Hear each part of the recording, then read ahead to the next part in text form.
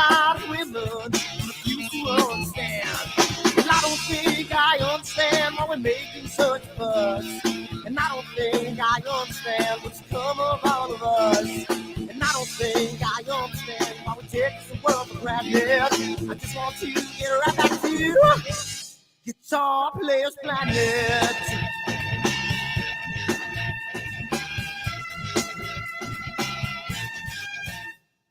I see it in the papers, we read it every day. The riots and the fires going on in South LA. The muggers and the government, they're all wanting the same thing. They take you for your money, whatever spring. And I don't think I understand why we're making such a fuss. And I don't think I understand what's come of all of us. And I don't think I understand why we take this world for granted. I just want to get right back to Guitar Players Planet.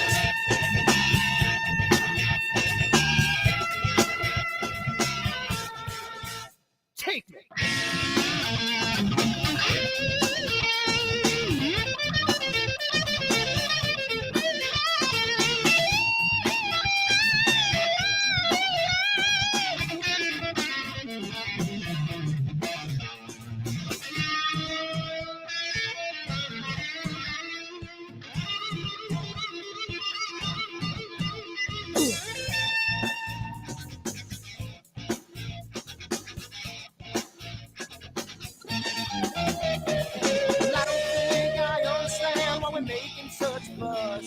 And I don't think I understand what's come of all of us. And I don't think I understand why we take this world for granted. I just want to get right back to Guitar Players Planet. Guitar Players Planet. Guitar Players Planet. Guitar Players Planet. Guitar Players Planet. Guitar Players Planet.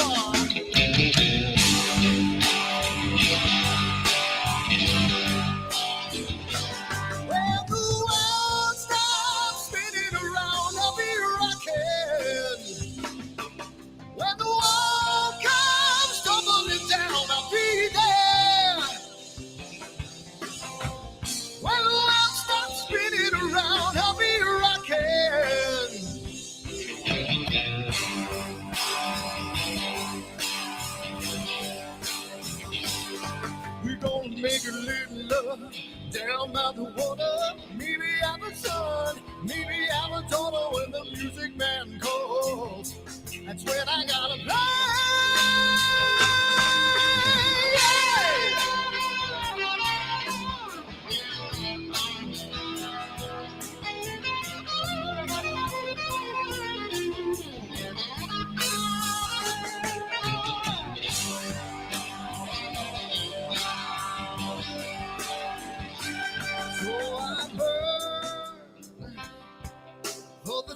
I never had.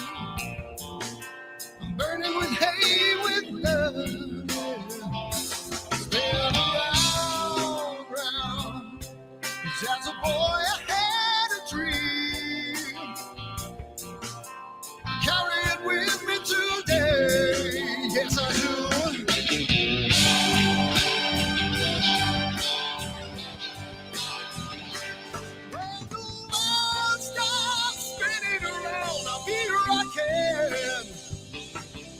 Well, the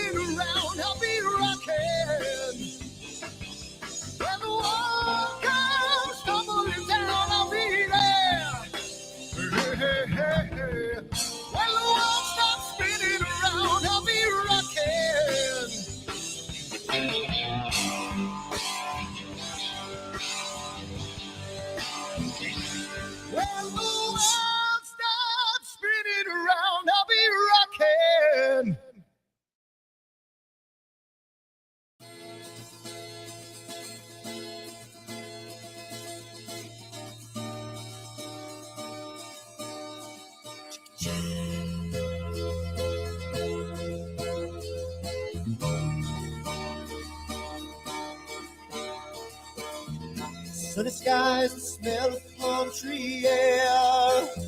Looking back, I could never feel fair. The way the music has touched my soul, the way that the South holds its control. But I've got a new way to choose. I'm gonna start running back to the lands of the new.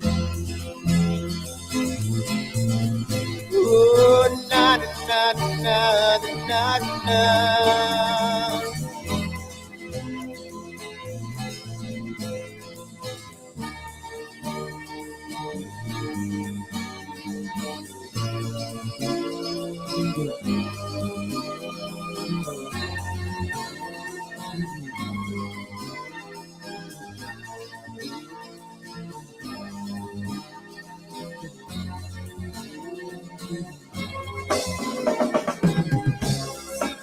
That I have lost my friend. Got the sunset off the highway again. Then I get lost on a long summer day. I must go back before it's too late.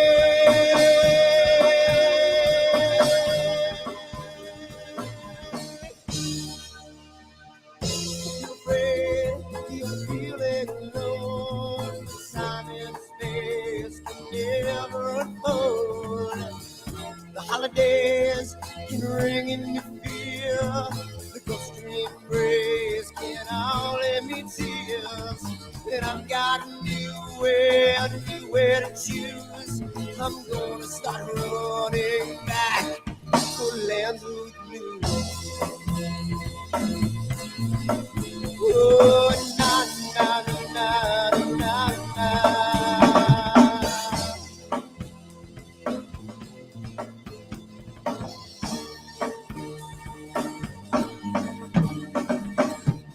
Sitting at the lake, I'm feeling confused, but I had my guitar, so I played this blues.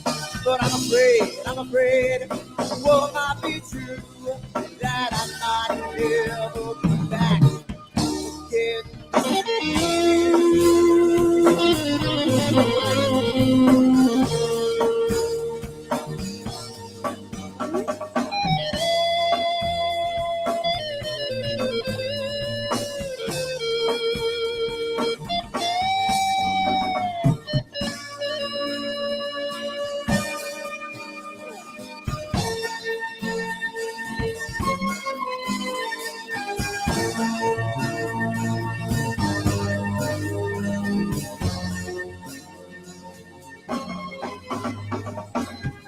Seems to me that I have lost my friend. Got the sunset off the highway again. Then I get lost on a long summer day. I must be back before it's too late.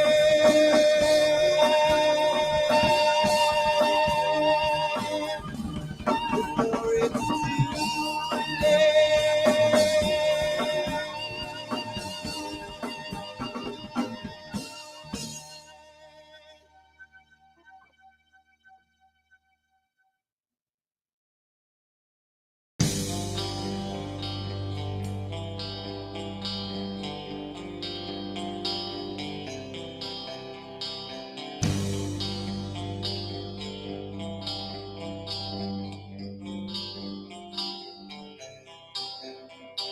Someone to take me down at night. Someone to make my day. New revelation fills my soul. Oh, I can waste away. You distracting my attention. You're all that's on my mind. You not looking for perfection, but you're too hard to find. Now the first night is coming, and I know what to do. You know that nothing feels sweeter than someone else.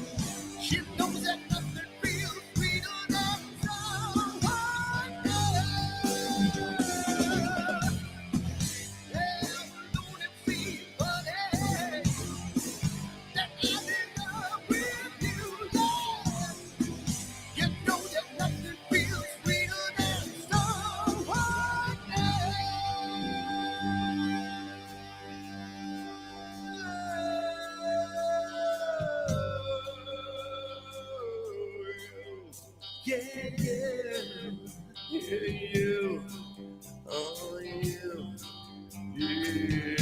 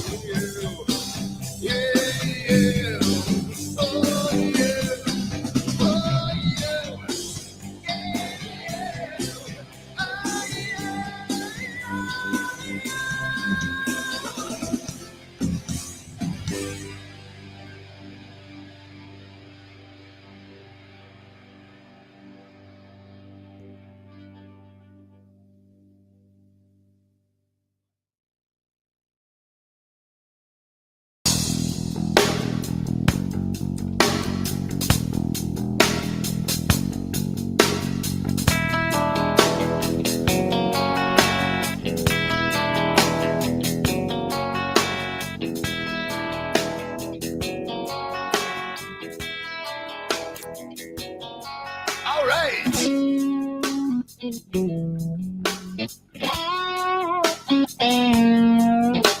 Yeah.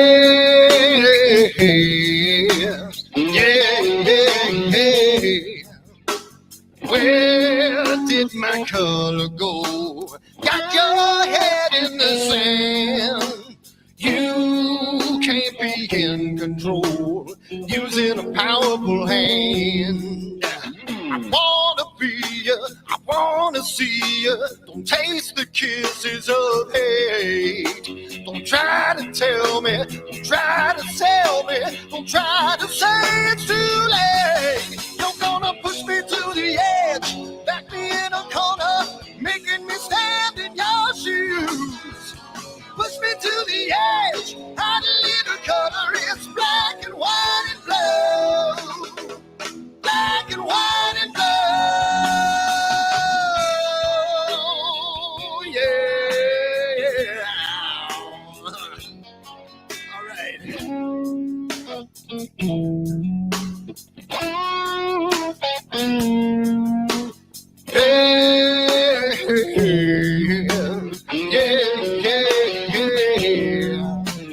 Cat learns to ring a bell. Rat gets free from the maze. We can be taught to love. We've got to learn a new way. I wanna see you, I wanna be you. Don't taste the kisses of hate. Don't try to tell me, don't try to tell me, don't try to say it's too late. Yeah, you're gonna push me to the edge, back me in a corner, making me stand in your shoes.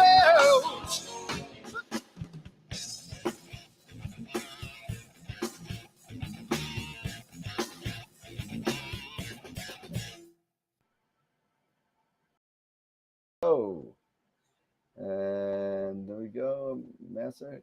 Jesse there? I'm here. All right, we're here. All right, just making sure Hey. everybody's here. Got audio and everything is good. I'm getting so used to this new program that nothing's been glitching.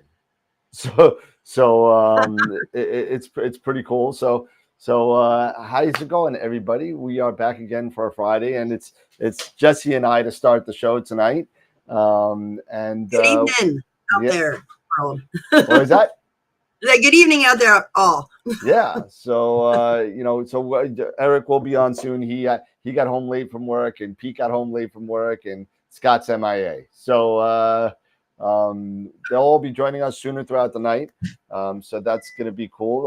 For those of you guys and girls that joined us on Wednesday night, if you missed it, go check it out. We have Bob Denny, who gave us a nice little rundown on alpaca and what it could do for the future of astrophotography. And if you don't know anything about alpaca and what it does, basically, in a nutshell, it's ASCOM for multi-platforms. And you could use it for Mac, you could use Linux, you could use it for Windows, and you could use it right now for the basically it's just some focusers right now that are compatible with it.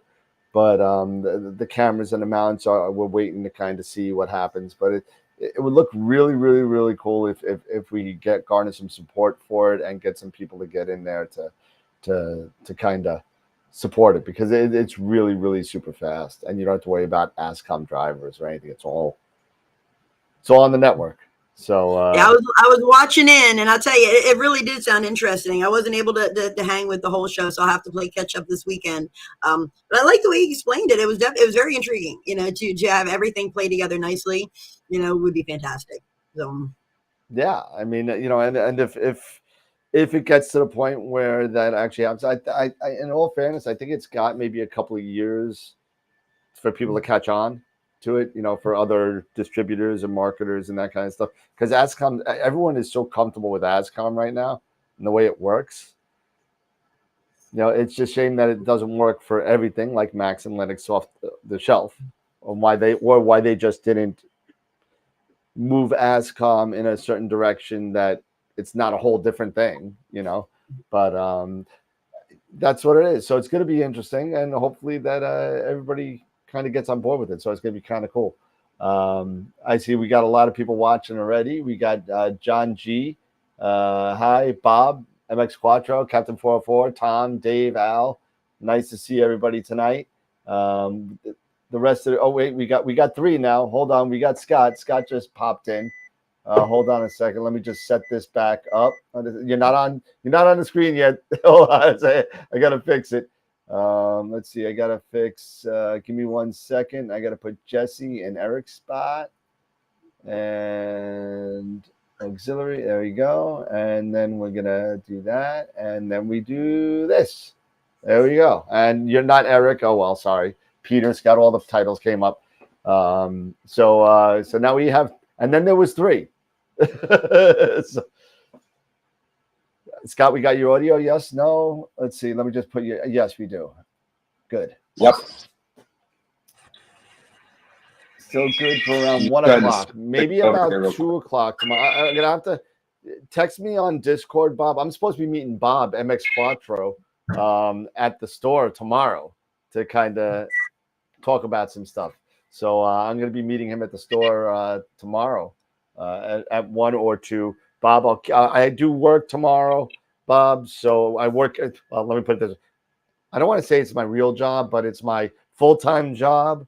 I work. I do work on Saturdays early in the morning, and that's why half the time I'm in bed by 9:30 on Saturday. But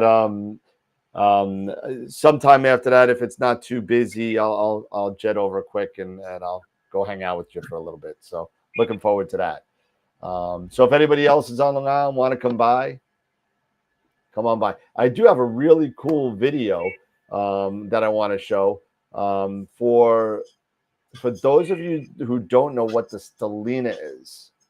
So Stellina is a basically it's a astro imaging telescope for EAA or maybe educational or something like that, where it's an 80 millimeter scope with a camera all built in, all automated, and it does EAA stacking on the fly where you can see it on your iPad, iPhone, whatever.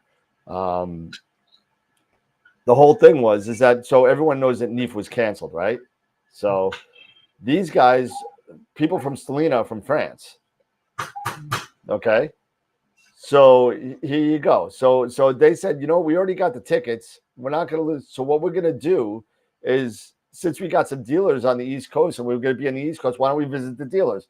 So I was able to meet with two of the reps from Stellina that came from France to kind of hang out and they gave us a look, and on Camera Concepts is going to be one of only 2 distributors that's going to get these before it goes on sale in September. And it's a smaller Stellina, and I forgot. I think it's a Vicella. I think it's called Viscero. It's something starts with a V. I'm botching it, and I know, but I only saw it really quick. But they gave us a demo of it, and it fits in a backpack like this big. Basically, it's a Stellina with a red cat in there and a 183. So actually, I'm sorry. No, it's a 462 camera. Are you there, Jesse? I am. Can you hear me? I thought your mouth was moving and you weren't saying anything. I hear you. No, you know what? I'm so I'm over here. You start talking about this, and I'm like, I got to Google that. What is? I've not heard of that one. Yeah. So I do have a Making little that bit of a up. video. I'll show that. It's on my Google Drive. It's kind of cool. I'll show it later. But the first thing I really have to do before I forget is go over the sponsors that we have. So let's go over that real quick before we get into crazy. I don't think we have Eric yet. Eric's not here. He's munching down a steak or something. So give me 1 second and we'll do the sponsors. So here we go. So thank you, number one, to our main sequence level sponsors, Telescopes, Woodlands Hills Cameron Telescopes, and Night Skies Network. And for everybody, don't forget, we got the Masters of Pixinsight giveaway tonight. We're going to be giving away another workshop at the end of the show, so stick around for that. I know Andrus, I believe he's from the UK. I could be wrong about that. Won last week, and now we got another one coming out this week. So, and Night Skies Network, we're going to be getting Joe Sardina, who runs Night Skies Network. He's going to give us a rundown on that as well, because that's a kind of cool thing. Also, you could actually broadcast your rig to anybody who's in the membership, which is, I believe it's up to about 1,700 people now, and all over the world. So people will just come in and hang out and watch you. So, to our Red Giant level sponsors, thank you so much to Prima Luce Lab and Camera Concepts. Don't forget to sign up for all these giveaways that we're giving out. We're giving a lot of giveaways. We got Prima Luce Lab, the Eagle giveaway, which is a Eagle on steroids. It's got 32 gig of RAM. It's got the Samsung 980 Pro 2 terabyte hard drive in there, Wi-Fi 6, and it's going to be black with red writing if it works out right. So it's going to be really, really cool. But we're giving it away, Dave. We're giving it away. It's not even a raffle, Dave. We're giving it away. So thank you to Tom and Filippo and Omar over at Prima Luce Lab for hooking this up. That's awesome. And don't forget the Camera Concepts giveaway, $50 a month we're giving away for Camera Concepts. So thank you to those guys. And then, of course, we give away every Friday. Every Friday, we're giving away Masters of Pixinsight, Masters of Pixinsight workshops and IP for AP yearly subscriptions for that. And if you don't know IP for AP, it's really cool because not only do they have information regarding Pixinsight, they got quick tips for Pixinsight, which is free to everybody. And they have a whole boatload of tutorials and stuff for anybody who uses Photoshop in there. So, there's a lot of really good information in there. And thank you to the people over at Masters of Pixinsight for being super generous and giving us all of that. Of course, I got to say thank you to all of our members. I did change the bottom. So we're going to be pushing people to Patreon, and I'll put the link in the chat.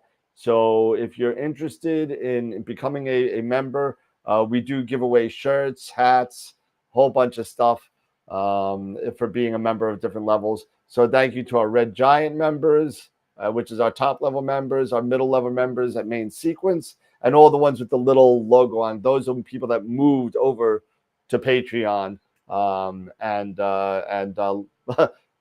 bolted from YouTube and came to Patreon. So thank you to everybody who did that. And then our Protostar member, Kieran's Corner, thank you so much for your membership as well. So if you're interested in Patreon, we'll give you the link in a minute when I'm done bambling. And if you missed it, April 6th, we had, oh, stop it, Scott. I see you. He thinks I don't see him. The funny thing is, Scott, nobody sees you. Because the other that's too bad. So nobody saw that. So April 6th we had Bob Denny. So thank you to Bob for coming on and giving us a nice display on alpaca.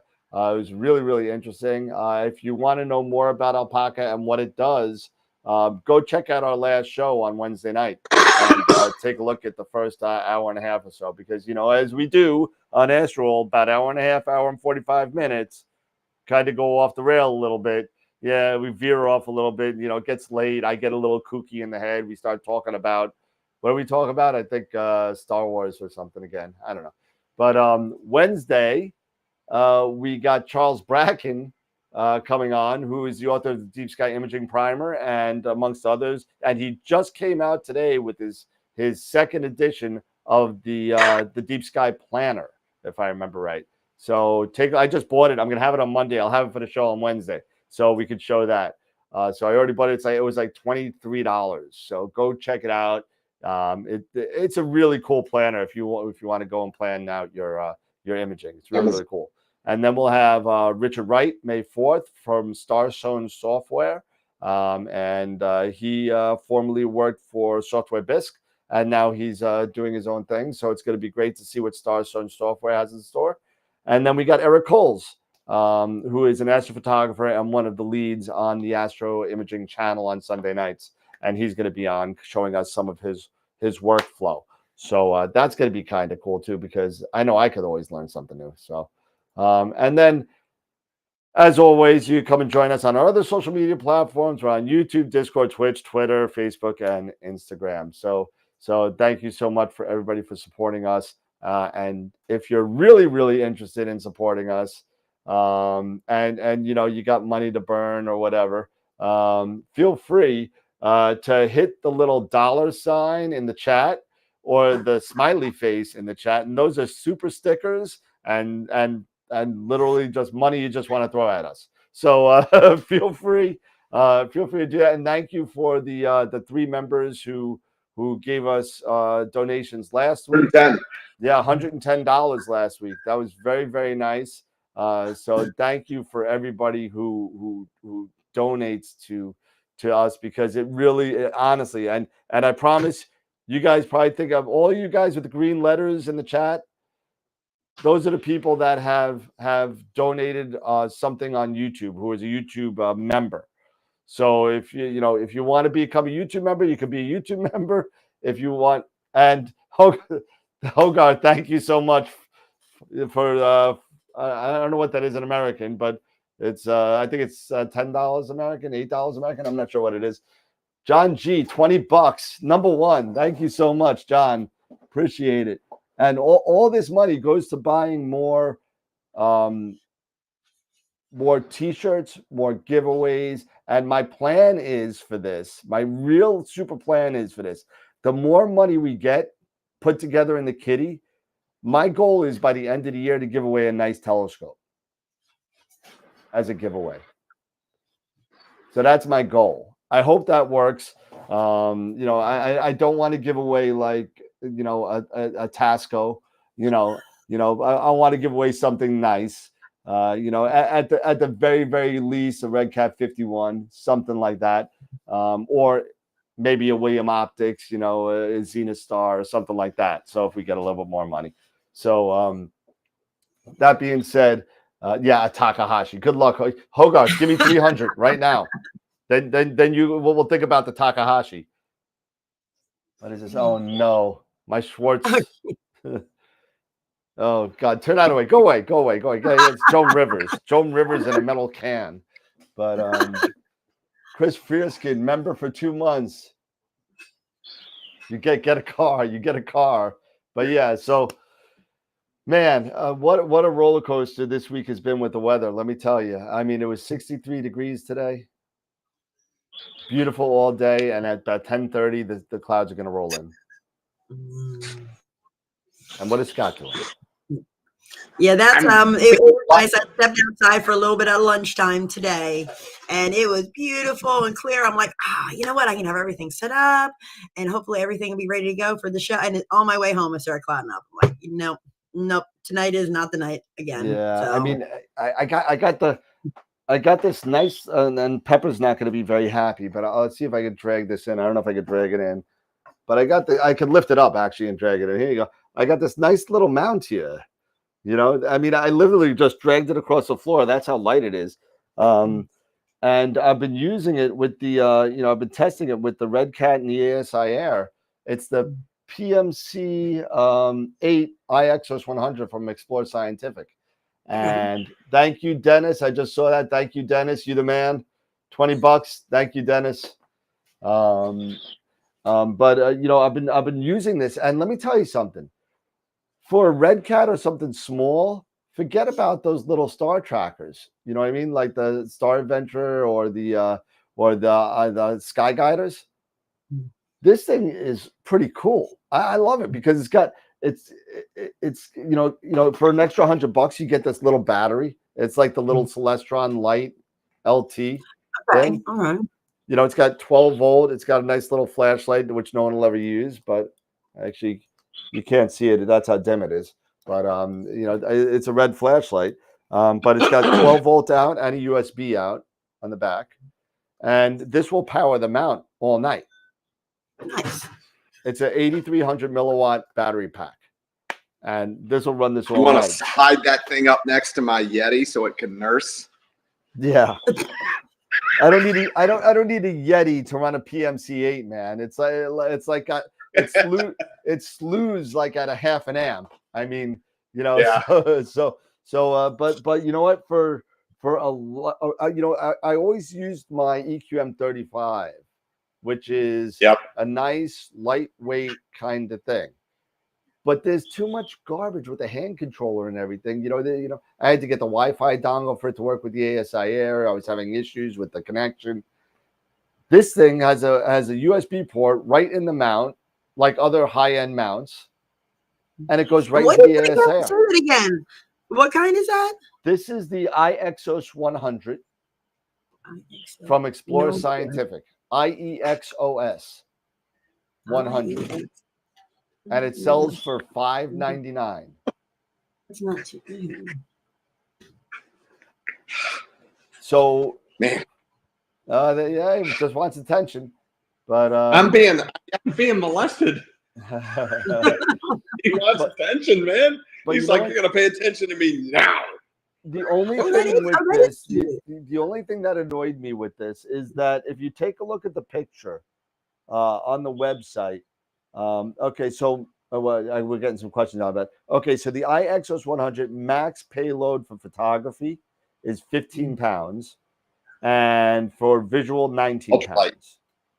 Yeah, it's ultra light. It's ultra light. So I mean, what does a red cat weigh? 4 pounds. So the 51, I think is 3.9 pounds if I remember right. So 3.9 pounds plus camera plus dovetail plus whatever. Figure you're at like 8-9 pounds. And I'll be honest with you, when it says 15, I'd probably say 10 on this. Yeah. But let me tell you, it works with the ASI Air, it works with everything, and it's seamless. And I'm looking at it right now as well. Like, so the whole rig together is about 16 pounds itself. It was like, yeah, you saw me. I just lifted it up, sitting in a chair. Yeah, and so like that would be really that's kind of, you know, look. I can, you know, there's nothing to it. You better watch out. I don't want to drop it on a dog. But I mean, it's super light, and that's with the counterweights and everything on it. You know, so if I could do that in the chair, I'm not very strong. I have no upper body strength. I'm a mess. But you know, I mean, this is for a vacation thing. It worked fine. It worked beautiful. So you know, I'm probably going to test this tomorrow night. Finally, full like underneath some clear skies would be nice. And but for $599, I mean, not bad. I mean, that looks like a nice little portable travel, just something to just pick up. I mean, you just pick it up and go. Yeah. So Chris, as far as guiding, yep, I got the red cat's ready to go. Al, the red cat is going to go on it. Actually, in the video I made, I put the red cat. As far as guiding numbers, I'll have more accurate numbers for you on Wednesday, I hope. But we'll see. We'll see. But I think it's going to be okay. So why did this fall down? See, I bought this little green thing. Here you go. Ready?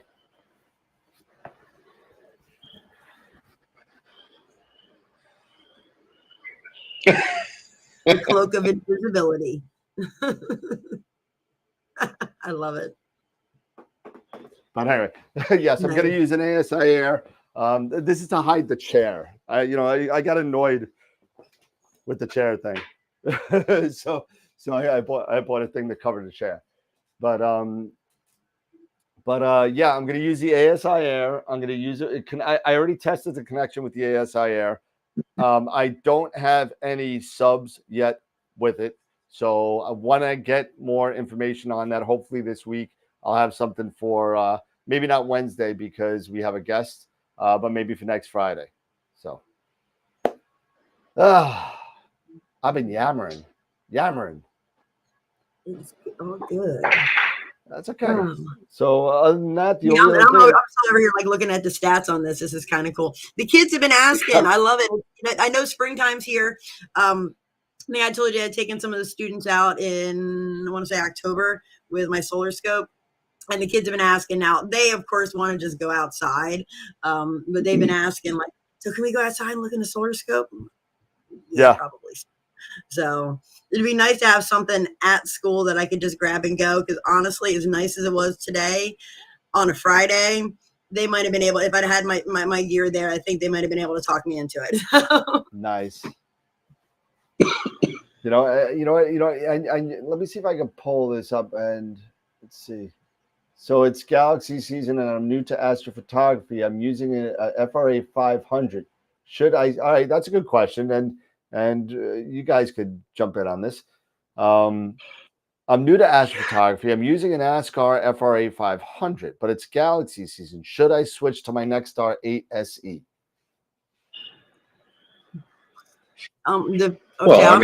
Depends on the galaxy, I guess. Yeah. Yes. I mean, the 500 will be fine for Andromeda. Mm-hmm. The 8 SE is not. You're not going to fit Andromeda in the 8 SE. Not native. Nope. No, you're not. Well, now Andromeda is setting now, is it not? Now it's already past the trees on me. So once it's past my trees for me, it's setting. So Andromeda is not really even. It's going to make a loop. So Andromeda is a little high, a little lower for us even because it's even higher for you, but because you're a little bit further south than we are. But let's see if I can bring this up real quick. And if you take a look. And if this will load up. All right. So let me get rid of this. There it is. And let's bring it over here. And yeah, and just because it's galaxy season doesn't mean that there isn't still nebulosity to be captured. Right, exactly. So here is my backyard. Right? Mm-hmm. And if we do, this is a stellarium, whatever you want, so Andromeda. Okay. So there's Andromeda right next to the telephone pole. Okay. So if we take a look and if we just go use the time guy and we'll move back a little bit and it's kind of, so it's going behind the trees. Yeah, it's getting kind of low there. I mean, it's like what I haven't had a chance to shoot anything, but I know what M81 and 82, the pinwheel, not the pinwheel, whirlpool. Which one's that one? 51. 51. Yeah. 51's gonna be nice. That one. And I say for me, like it's not quite visible. Almost, but it's probably visible for anybody that's not in the woods. What else? There's M51, and that's really high in the north. I believe northeast, actually, if you're looking at it. And if you want to, again, my backyard. And if you don't know how to do this, this is actually pretty cool. This is a custom background. So I basically was able to put my entire backyard back here. So I know if it's going to be in front of the houses or the trees or anything like that. So, that's Sky Safari, right? This is Stellarium. Oh, Stellarium. So the Whirlpool Galaxy, there it is. So it's way above my trees. So you're just going to zoom on in. The sunflower, right? The sunflower would be nice with the SE80. I mean, that's like I shot that year before last with my 127, and it was a little small, but it's just a pretty, just unique structure to it. Well, since we're talking about Eric jumped in. Hold on, let's get a 4 up going, and we're gonna switch things around. The names are gonna be all messed up, guys. So you know, Eric, I've been using a portion of the show, I think. Let's see, auxiliary. There we go, and let's see. So we'll quick play that, and now we got 4 people, and Jesse's Peter. Okay, I almost had it right. So I'm just working on it for everybody. I'm Eric. I'm Peter. It's all good. Hey. Hi, Eric. I'm Jesse. Doesn't look like Peter. Hey, really though. What's up, everybody? What's going on? How was dinner? Good.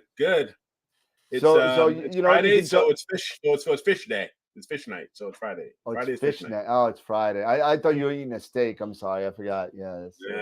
No, we're still a few more. About another week to go before I can actually do that. Yeah, a couple more weeks before I can do that. Yeah. Well, yep. Lent. Yep. Yes, sir. I had pizza. So I was listening real quick when I was hopping in. I was listening. So what telescope? It's a 400 FRA 400. So he has an FRA 5. Okay. But Markarian's chain. What's that? Markarian's chain. Yeah, absolutely. Yeah, we were talking about some of the targets, but he was wondering, should he switch to the 8SE? Yeah, you can for sure. Go to 6, put on the 6.3 reducer, and you can definitely do it. Just know you won't get the clarity as you would like with an edge, but you can definitely do it. You'll be at around 1260 millimeter focal length.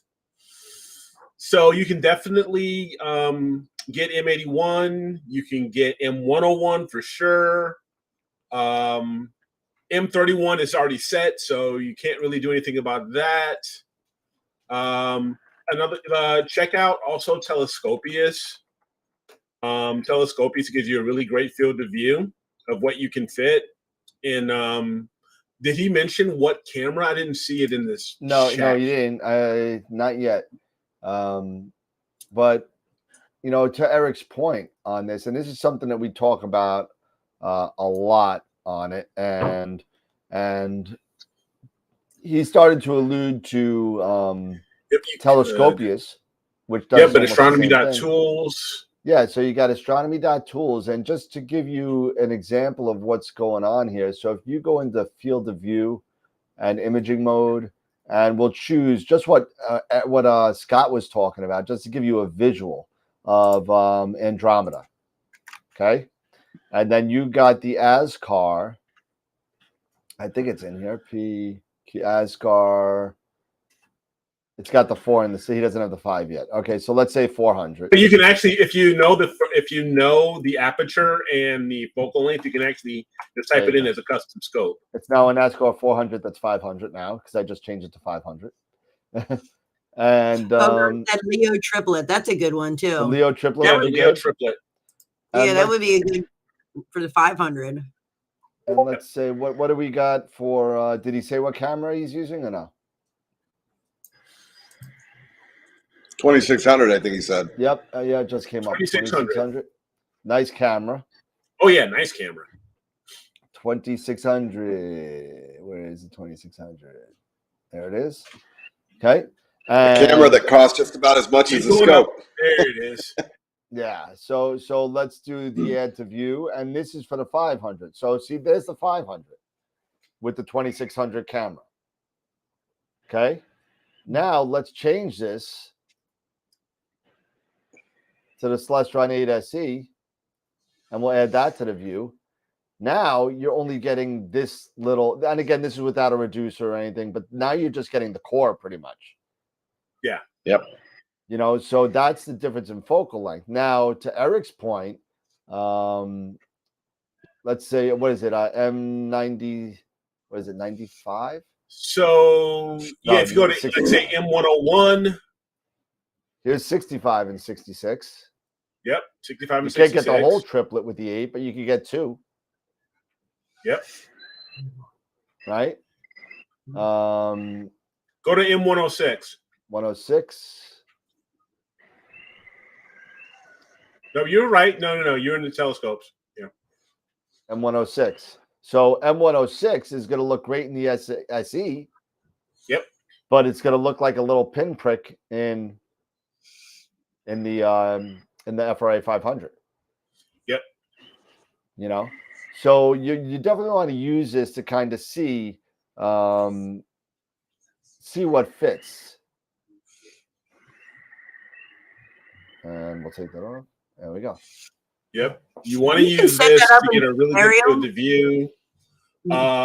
Telescopius is really good for planning as well as field of view, because if you enter in like say your location, as well as all of your gear, telescopes as well as cameras, you can mix and match and move things around. It'll even you can put in information as far as what minimum or max, what minimum of the horizon or degree you want to be on the horizon, so if you want everything above, like say for me, anything above 25 degrees is good for me, right? So that's a good thing. So it's really good for planning. It's really, really good for planning. So I would highly recommend that. And also with astronomy.tools, you definitely use the calculator. So that way, especially for me, if you're using the 8SE or any type of Schmidt, because that'll give you a really good idea if you're using the calculator, the CCD compatibility calculator, as far as binning. Because I would recommend with a 8SE, consider binning, because you are going to you're going to need to do that to try to get the best resolution. Well, put it into the tools or into the CCD inspector and see what. Yeah. So, for example, so if we went back over to astronomy.tools and we did that. Because the 2600 in the 8SE is going to be pretty good at 1-to-1 binning. It could, be. yeah. It should be. Is that 3.76? Yeah, I think on the 20. Yeah. Yeah, it's going to be just a little bit on the left side of the green. I think it's going to be about like 0.7 or 0.8. I could be wrong on my math, but let's see if I'm. But good. it's not bad at all. Let's see if I'm good with my math here. Let me turn off the. So if we went there with the 8SC, I'm curious to see if I'm right on the math here. And with the 0.63, I was thinking about a reducer, but okay. And with the 2600, you are oversampling here a bit if you're using the reducer. If you're not using the reducer, you're really oversampling a lot more. So that's what I'm saying. I would definitely consider binning 2x2, because you really want that resolution per pixel. Really, the sweet spot's between 1 and 2 arc seconds per pixel. Yes. And then also you might want to check your seeing, and this really depends on the seeing as well. If you really had bad seeing, like me, you could do a little bit of you would be doing some oversampling, but that's what I would do. Is I would definitely consider doing 2x2 to get the best resolution. Yeah, and you know what? You could also, if you don't want to do that, you are really on the edge as far as oversampling with the 0.63 reducer. I think you're at 0.61. Yeah, it's 0.61. 0.61. All right. So 0.61 with the reducer, you're barely oversampling. You're barely. Yeah. So all you need to do is a little bit of maybe morphological transformation or star shrinkage to get rid of the bloat, and you'll be fine. You'll be fine. Now, if you didn't want to do all that later on, and you want to have good sampling to start, like I know Scott's a huge fan of in-camera stuff. So once you get it on, the less you do in post, the better. And he's right when he says it. He says it all the time.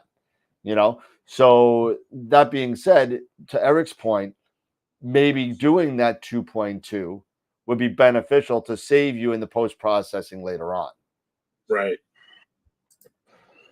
And you can also bring in software. That's also a big thing. That's all depends on your seeing too, because remember that was with OK seeing, when you're at the between 1 and 2 full weight half measure. So it really depends on that seeing, on your sky conditions and your seeing conditions too. Absolutely. Because all that seeing is going to affect your guiding. It's going to affect everything. It's going to affect the nice wobbling of the stars that like everybody thinks is messing up things, and maybe a gust of wind comes by, and it could be a bunch of things. Yeah, and John, I would say definitely use the reducer. Yeah. Because if you are shooting at f10, you're going to be doing it's much slower, and you're going to be doing much longer exposures. Much longer, and your guiding's got to be. Your guiding's got to be on dead on. It's got to be on point. One thing also, John, you want to consider, if you haven't gotten it yet, consider looking at an off-axis guider.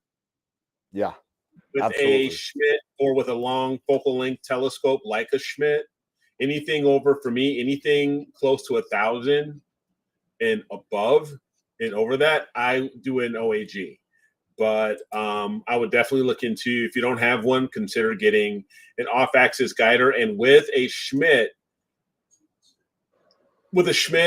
you really, want to, and with an OAG, you want to get a large prism. You want to get that, 12. Yeah. Prism and a good guide camera like a 174 that has a large sensor. Yep. That can be able to see those guide stars, stuff like that. Yeah, at the bare minimum, a 178. At the bare minimum. Yeah. I've been using a 178 for years, but I have not. It's going to be interesting when I break the 2300 barrier in focal length, and with when the 9.25 comes in. And it's going to be interesting. I mean, I'm going to knock that down to just under 2,000 with the focal reducer, but I mean, still going to be using an off-axis guider. So yeah, because if you don't have an off-axis guider when you're using a long focal length telescope, you are really going to be struggling with your guiding. In my opinion, you'll be really struggling with your guiding. You have a 290. A 290 is a really small sensor, and it is not really suitable for a Schmidt Cassegrain and using an off-axis guider. That's great for your ASCAR, but as I said, when you are using such a long focal length telescope, you're going to have trouble seeing those guide stars, and with a 290, those guide stars are going to be really small. Well, there's not going to be a lot of them. And there won't be a lot of them either. Yeah, there won't be a lot. They could be small. Field of view. They're not going to have field of view. You're not going to have your field of view. It's going to be a mess. Yes. So let me ask you guys a question. When I was first setting my rigs up, now, I mean, I've got the guide scopes that I have, but is there a good ratio? When you're looking at what your field of view is for your imaging scope, and what size you would want to pair with it for a guide, for a guide scope, whatnot. And I wasn't able to find a lot of information on it, so I just, I'm using what I'm using. So. There is about 15 different explanations to that statement. Yeah. Okay. Yeah. There are. That's probably why I was not able to, because I think I look at something and then I find something else and it was completely, contradictory. And then I moved on to something else. And at that point, I was so clueless anyway that I was like, you know what? I have no idea. So I ended up with the Evo guide and I ended up getting it because I'm like, it's kind of cute. It's a name I know. It looks like it's reviewed well and it says guide on it. So, this is a win-win. So it's worked out.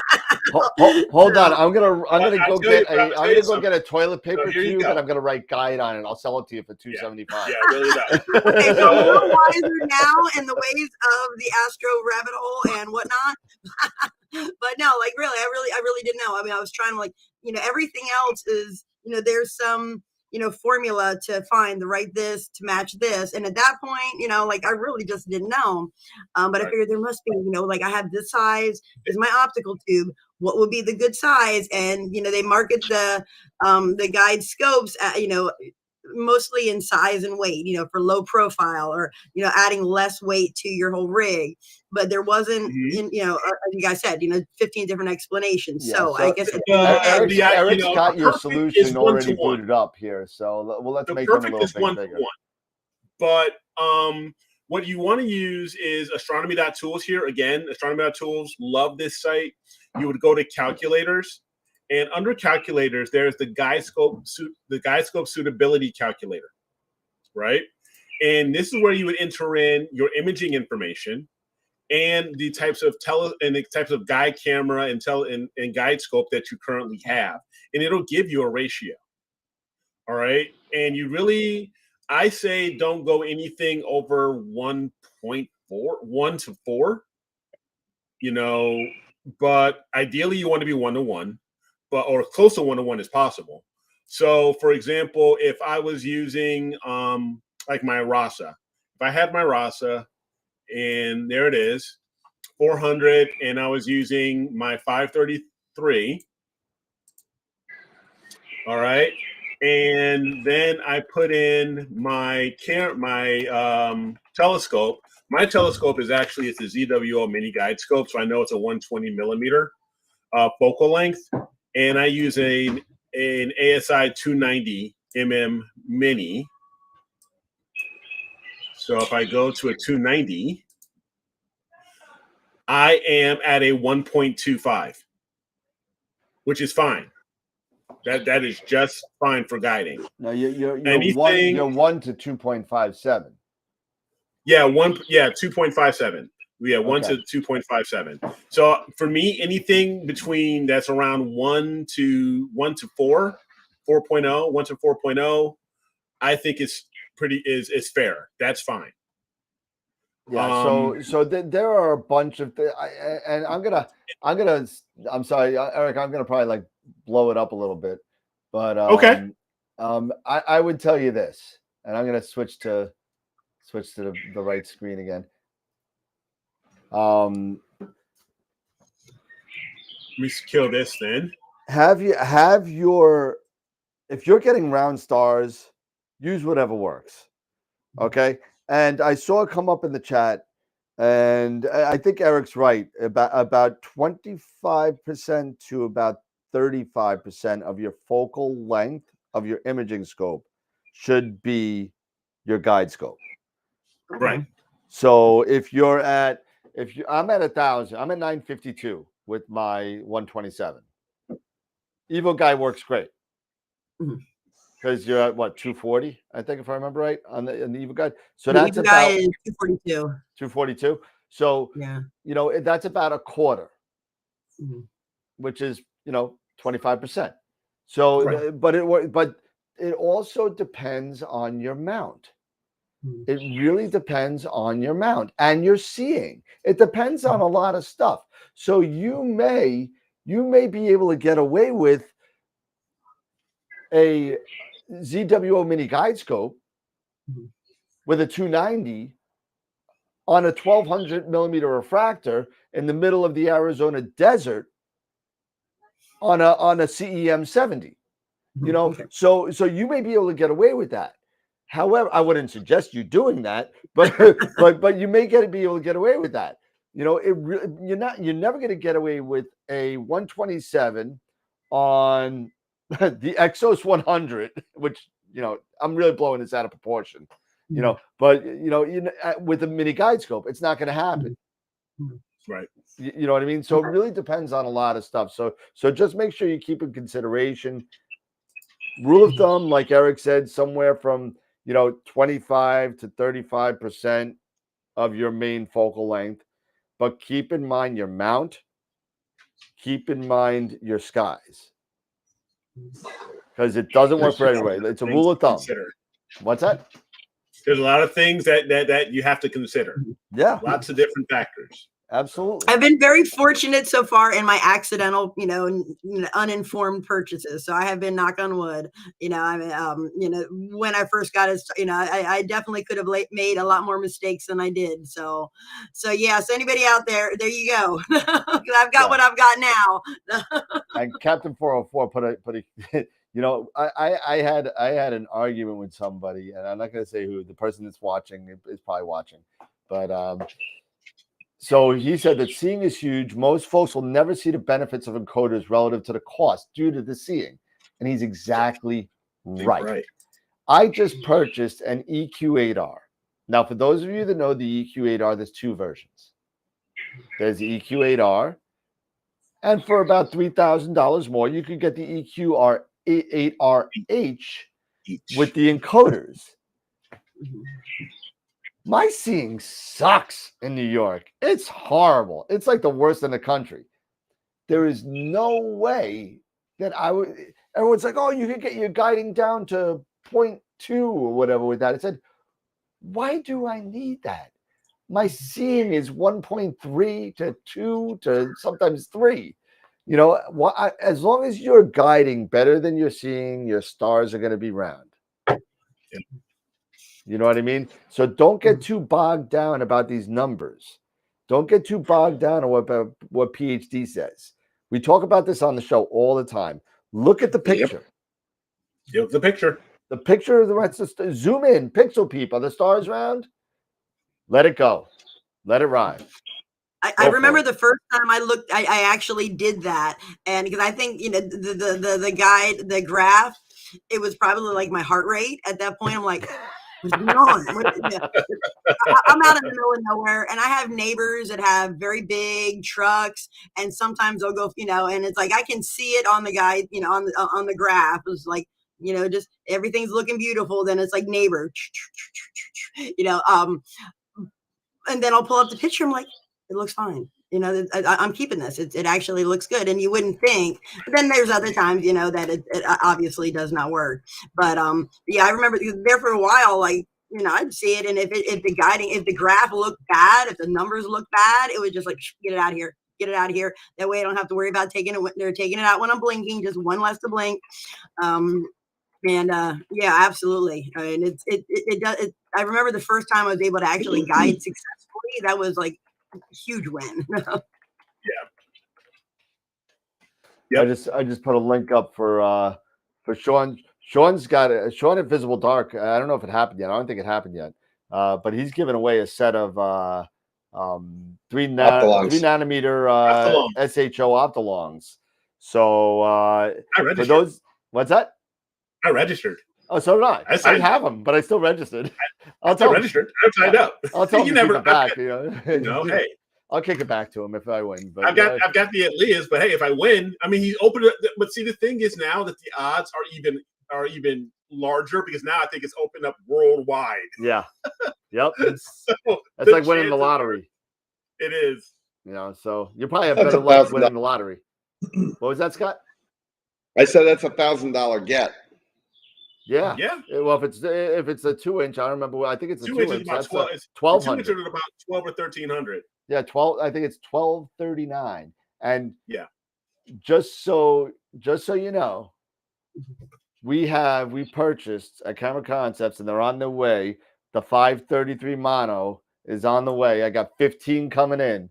So if you like that square sensor, I'm calling you. Because the 9 1/4, since I'm not getting 9 1/4, we're going to switch that over to the 533. There you go, man. There you go. Over. There you go. So yeah, awesome. So can you talk? Okay, John G has a question about the triad filter. Yes.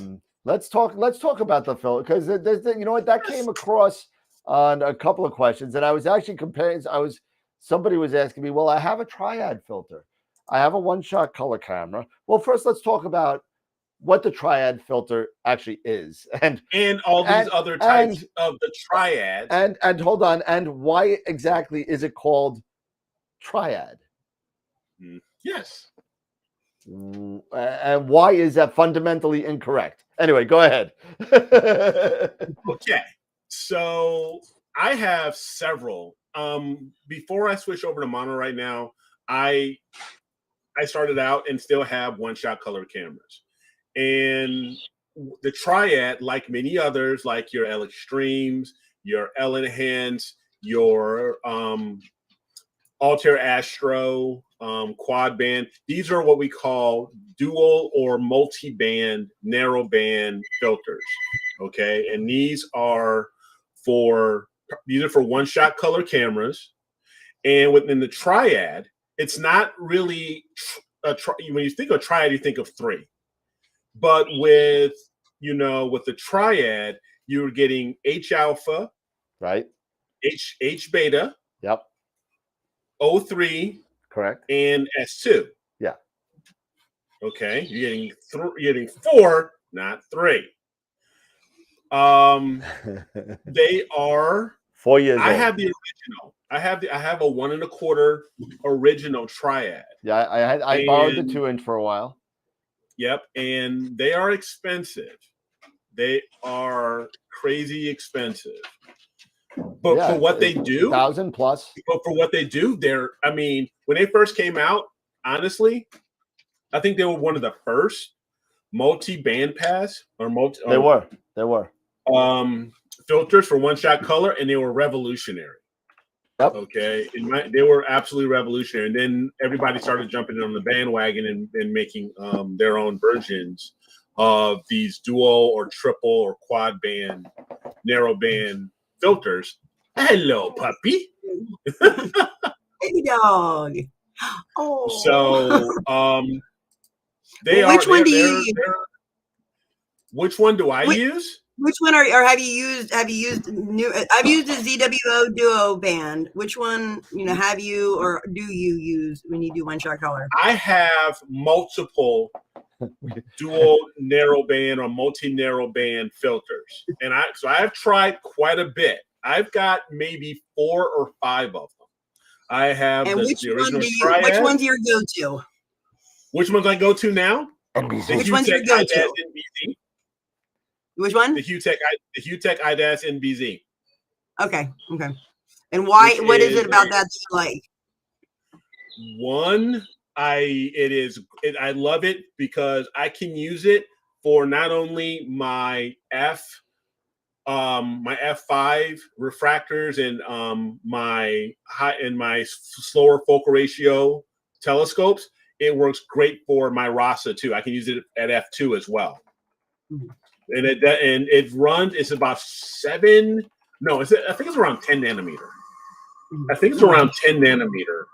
As far as and it's a dual narrow. It's a dual band pass. It's HA and O3. Correct. And I believe it's around 10 nanometers. I think you're right. But it is. But the halo. There are no halos when it comes to bright stars. I have used that taking shots of of all attack of the horse head and all attacks right there. No halos at all. And it is and it's relatively inexpensive. It's under $300 versus a triad, which is over $1,000. Yeah, that's a lot.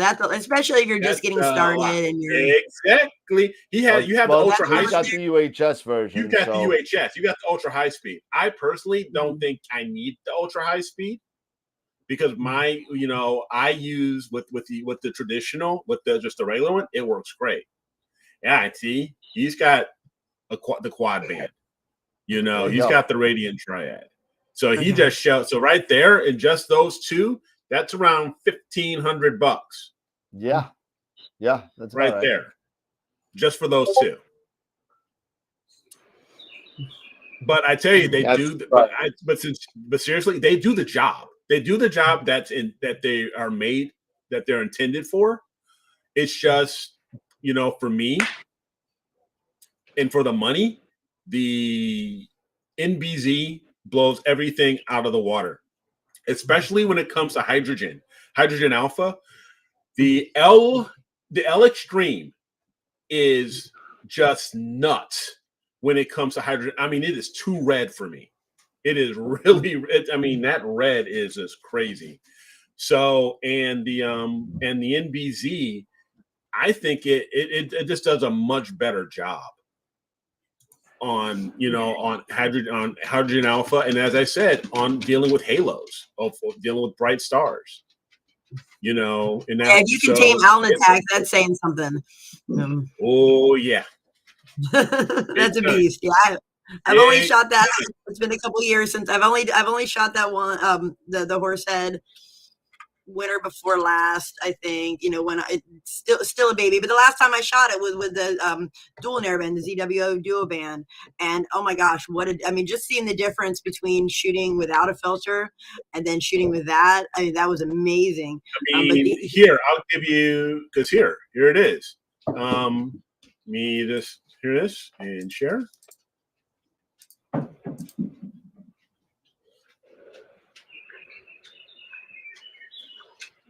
That's all in the sack. And that's with the NBZ. Yep. That's tame. Mm-hmm. Yeah, and I can't wait to do it with the Optolongs, like a full spread. I got mine a little bit late in the season to do it, but I did have a picture compared to the original, not the new Antlias, because they did come out with a new version of them. But let me tell you,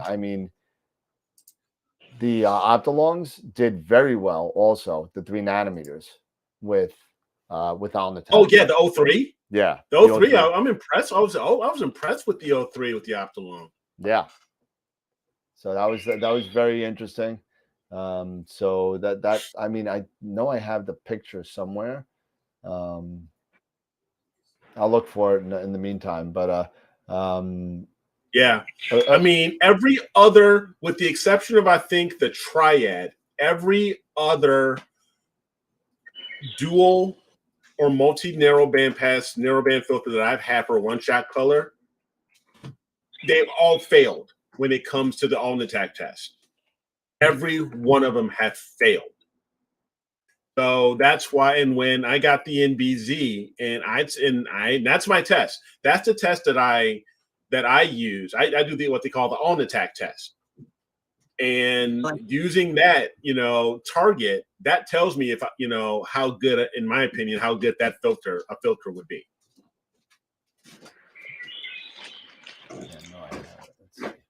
Okay.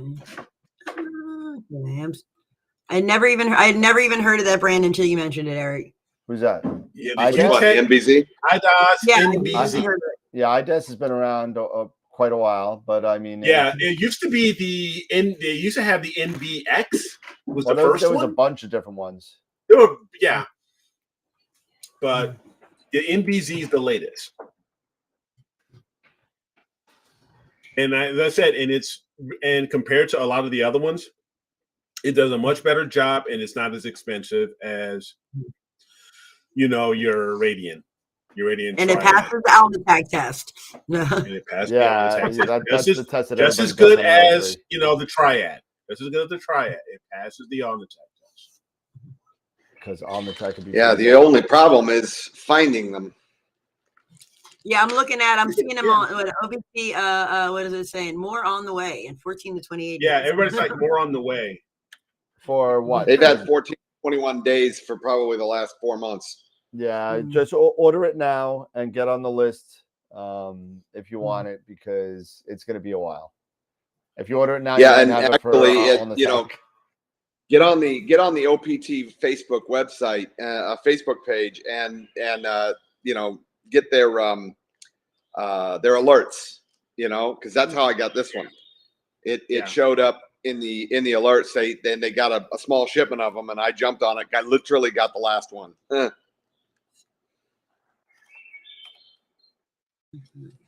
see, I can't find the picture now. I don't even know where it is. But anyway, Eric, I don't know if you were listening to the show when we started, but I was able to meet with some people from Stellina that were here from France. They actually came to the store and hung out for about 3 hours. Really? Yeah. So Nice. and they also showed us. They had a demo version of, it's called the Vespera. I don't know if you know what that is. No. So the The Vespera, scooter, isn't it? what's that? It's a scooter. It's not. No, it's not. It's Italian not a scooter. So the Vespera, and I'm going to share my screen for a Oh, second. dang, that is cute. What's that? I had opened up Stellina's website when you first started talking about it. And I had to finally remember to click on, start clicking across the tabs, and it just popped up. That's dang cute. Yeah. So Hey, Josh, are you looking at the Stellina or the Vespera? Yeah. Hey, Josh. I'm looking. Just a heads up. The Bader MNSG, that is a broadband filter versus a NBZ, which is a narrow band filter. So you can't really compare the two because you're talking a broadband versus a narrow band. Yeah, that's apples and oranges, my friend. Yep. Yes. So here you go. Check it out. So this is the Vespera. Okay. And basically it's a Stellina, but it's a smaller Stellina. Okay. And it's so what it has in it, it's got a 51 millimeter refractor inside. It's a Petzval design inside, just like a Red Cat. And it's got the IMX 462 from Sony chip in there, just like the ASI 462, the planetary cam.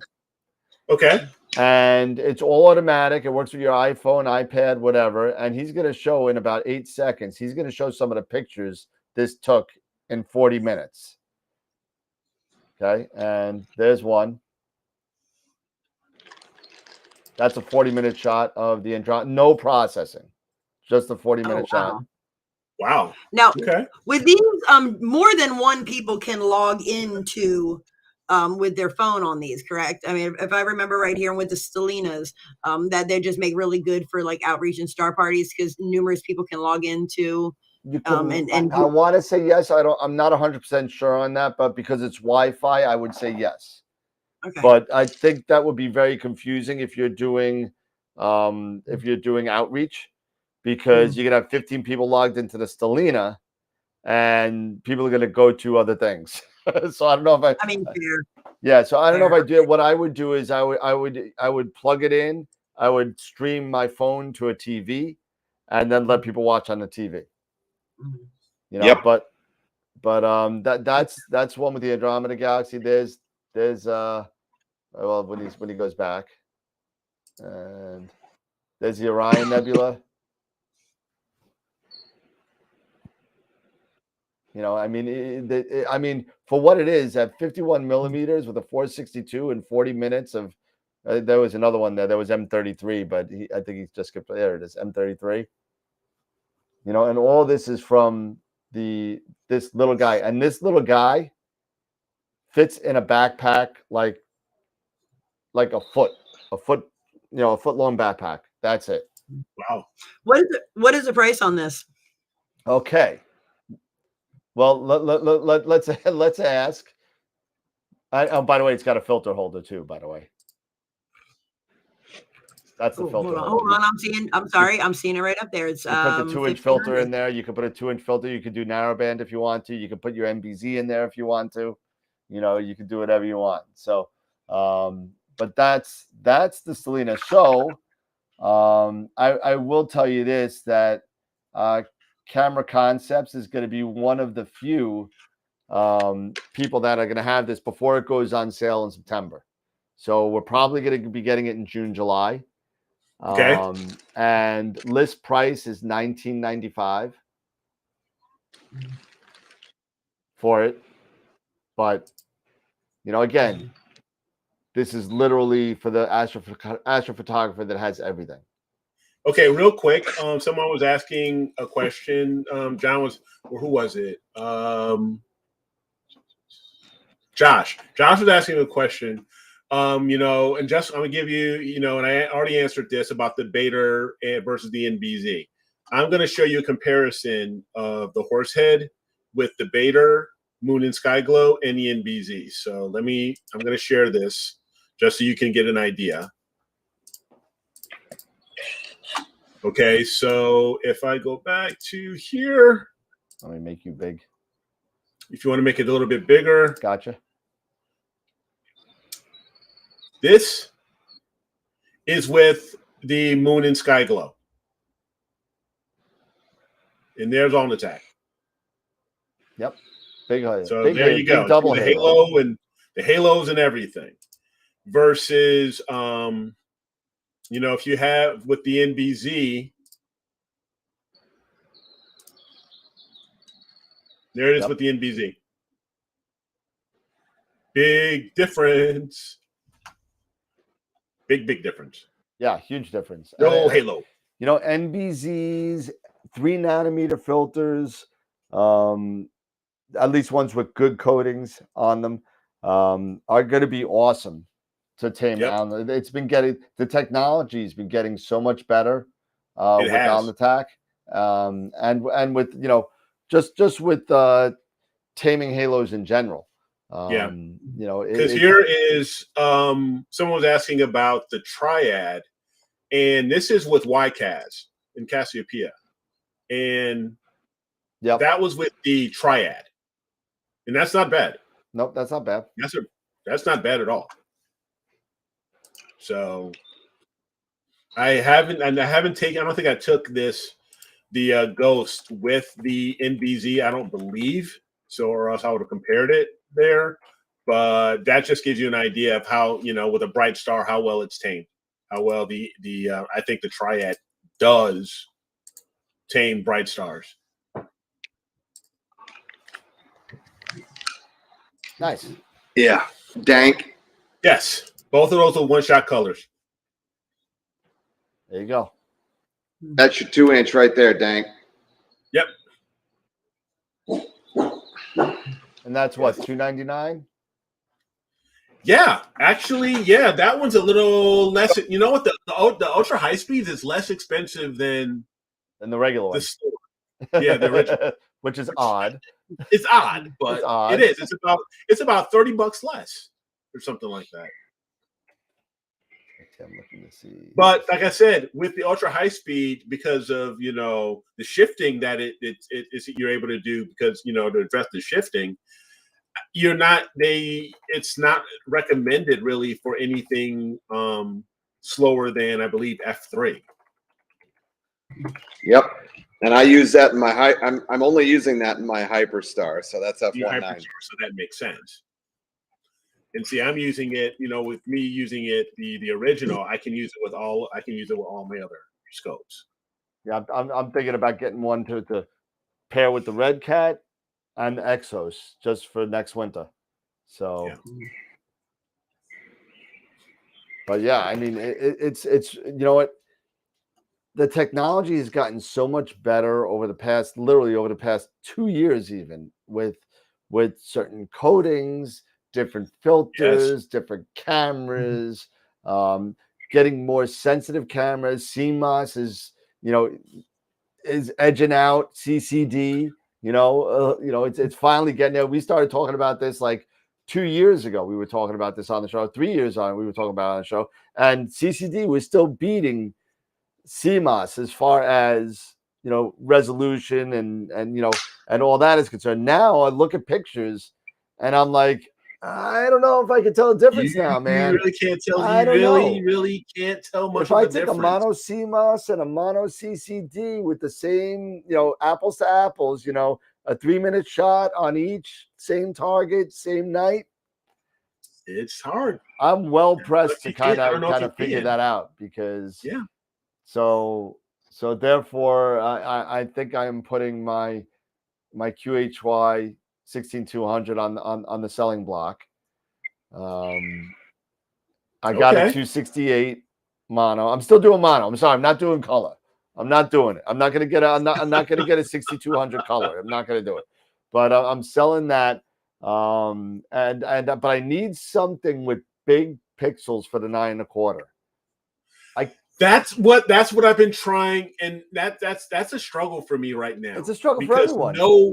because there's no QHY or ZWO CMOS camera that has really big pixels. No. And that's why I'm thinking about taking my S-Big 8300. It's still CCD, Mm-hmm.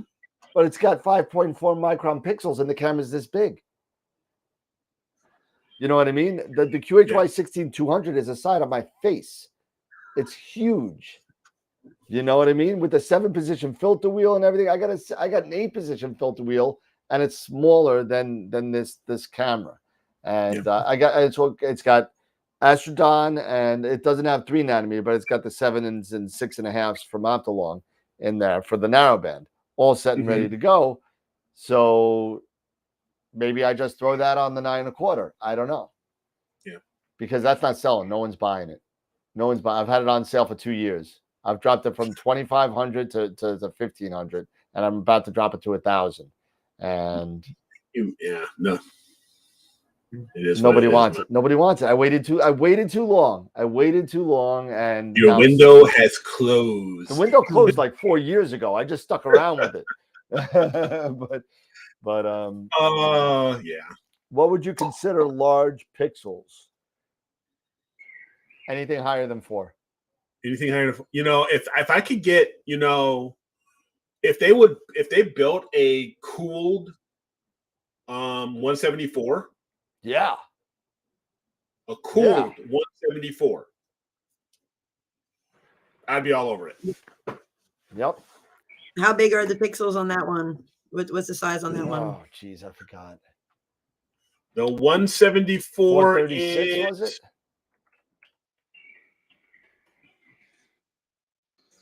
I'll tell you in.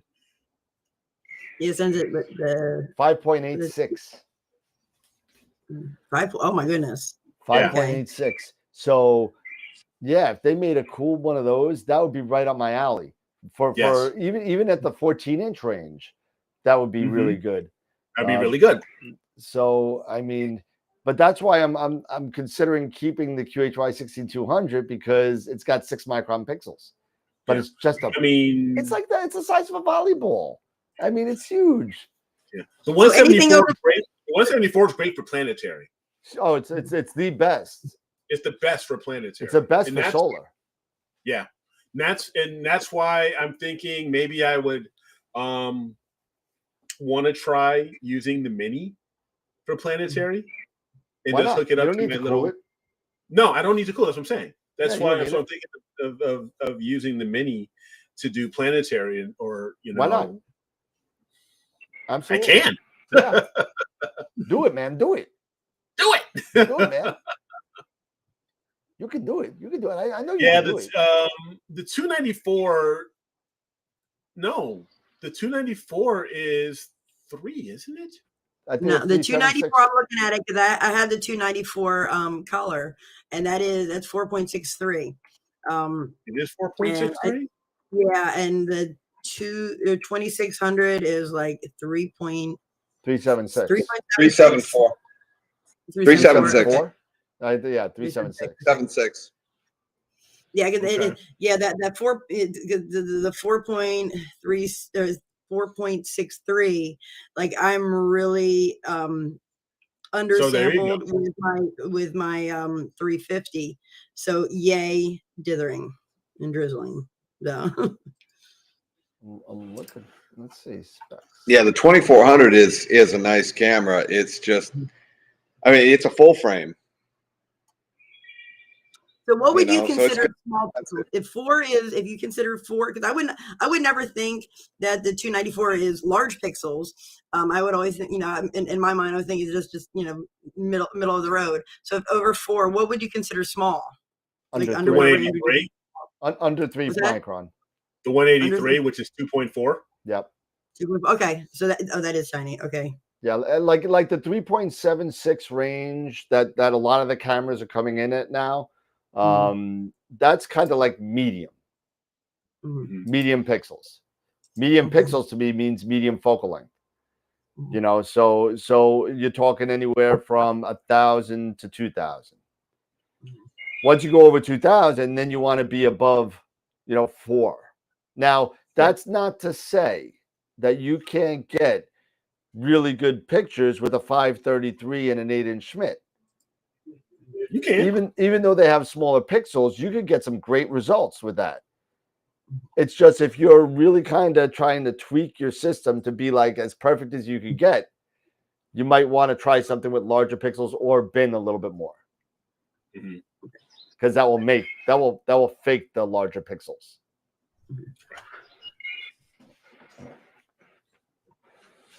So I guess I got to talk to Pete then and say, Pete, where are you? Number one. Number two, I want my 294 back because I'm going to put that on the 9.25 because he's got my 294. So okay. So I got the 183 on the red cut. I got the 294 in California. I got the QHY 16200 in the Closet of Death. I got the 268 over here. I got a 178 on my guide scope. I got a 290 in there that I don't even use because I don't do planetary. Another thing in the closet. I got like 7 cameras, and I don't even know what the hell I'm doing. I don't know what I'm doing. I have no idea what I'm doing. I just keep on getting toys. Yeah, I've used it. The 290 was the first dedicated camera I got, and I got that just, I was like, you know what, let me get this, learn how to use these, and it ended up being my guide camera up until, well, I haven't used the 120 yet, right? Because clouds, but the 290, I got the color one, and that's been my guide camera. So I think I was saying, I'm working on setting up the 2 rigs, and I have an 80 millimeter Meade Infinity that I just set up as my guide scope with a 120 mono as my guide camera. So let's say I haven't used it yet, but it's like I had the scope, and I was like, you know what, I'm going to go ahead and repurpose it. Then the Evo guide ended up with the 70 with the Meade 70 millimeter, and so I've got a couple derps from this week. One, when that scope was set up with a diagonal, and I wasn't thinking about that when I put the camera on. So like I haven't been able to image, but I've been able to figure things, just kind of get everything tweaked and such. So when I got my camera on, on the back of it, I'm like, I can't find focus. I mean, and all of a sudden it was like finally just, I started seeing a little bit of starlight coming out of the corner. I'm like, oh wait, I'm going to have crazy back focus on this. I wasn't even thinking about the fact that I was taking the diagonal off of it when I put the camera on. So it's like now I've got like this much back focus hanging off the back of it. So it is a hot mess. And then my second derp of the week. Okay, same thing. All right. So when I mounted my 127 onto the Lost Vandy, I must have had the dew shield, out a little bit. And when I went to put back to take my lens cap off, it was about 2 inches. I could not get it. And I'm trying to stick my fingers in there to pull this stupid cap off. It spent 20 minutes before I was like, you know what, let me get a piece of duct tape, roll around my hand, and just kind of like, I'm going to pull this out like that. So those are my derps of the week. So I figured I'd share that. Oh my God. There you go. Hey, listen, I am king of the brain fart. So, I mean, it's like it's so many problems. We all have the same problems. We all have the little things like when I was testing that 9.25 Evolution, I forgot to take the lens cap off. I'm wondering why it's dark. I mean, it goes crazy. It happens. We all do things like that. And when you sit there and you just go, oh, come on, man. Really? You spend like 45 minutes doing nothing. But it does. It happens. Galactic Hunter with Dahlia and Antoine. They've got a book out. Is the book of like astrophotography mistakes. I'm like, this is brilliant. Like this encyclopedia of what not to do. I love it. Yep. Absolutely. Exactly. We all make mistakes, and we all make, as long as you can laugh about it, move on, that's fine. It's kind of like playing golf. Every hole's a new day. Every shot's a new day. You're able to fix things, do things over again and try again, get a better result. And that's what it's all about. Josh is asking a question. I had thought about this before, but could I use my 120 mini mono guide camera for when I start? So When you start, when I start solar, would a one-shot color be useful with solar photography? what a lot of people have been doing is using a mono, like Eric was talking about, the 174, especially for solar. What the 174 for solar, if you take a look at, I want to say it's TJ Conley's page.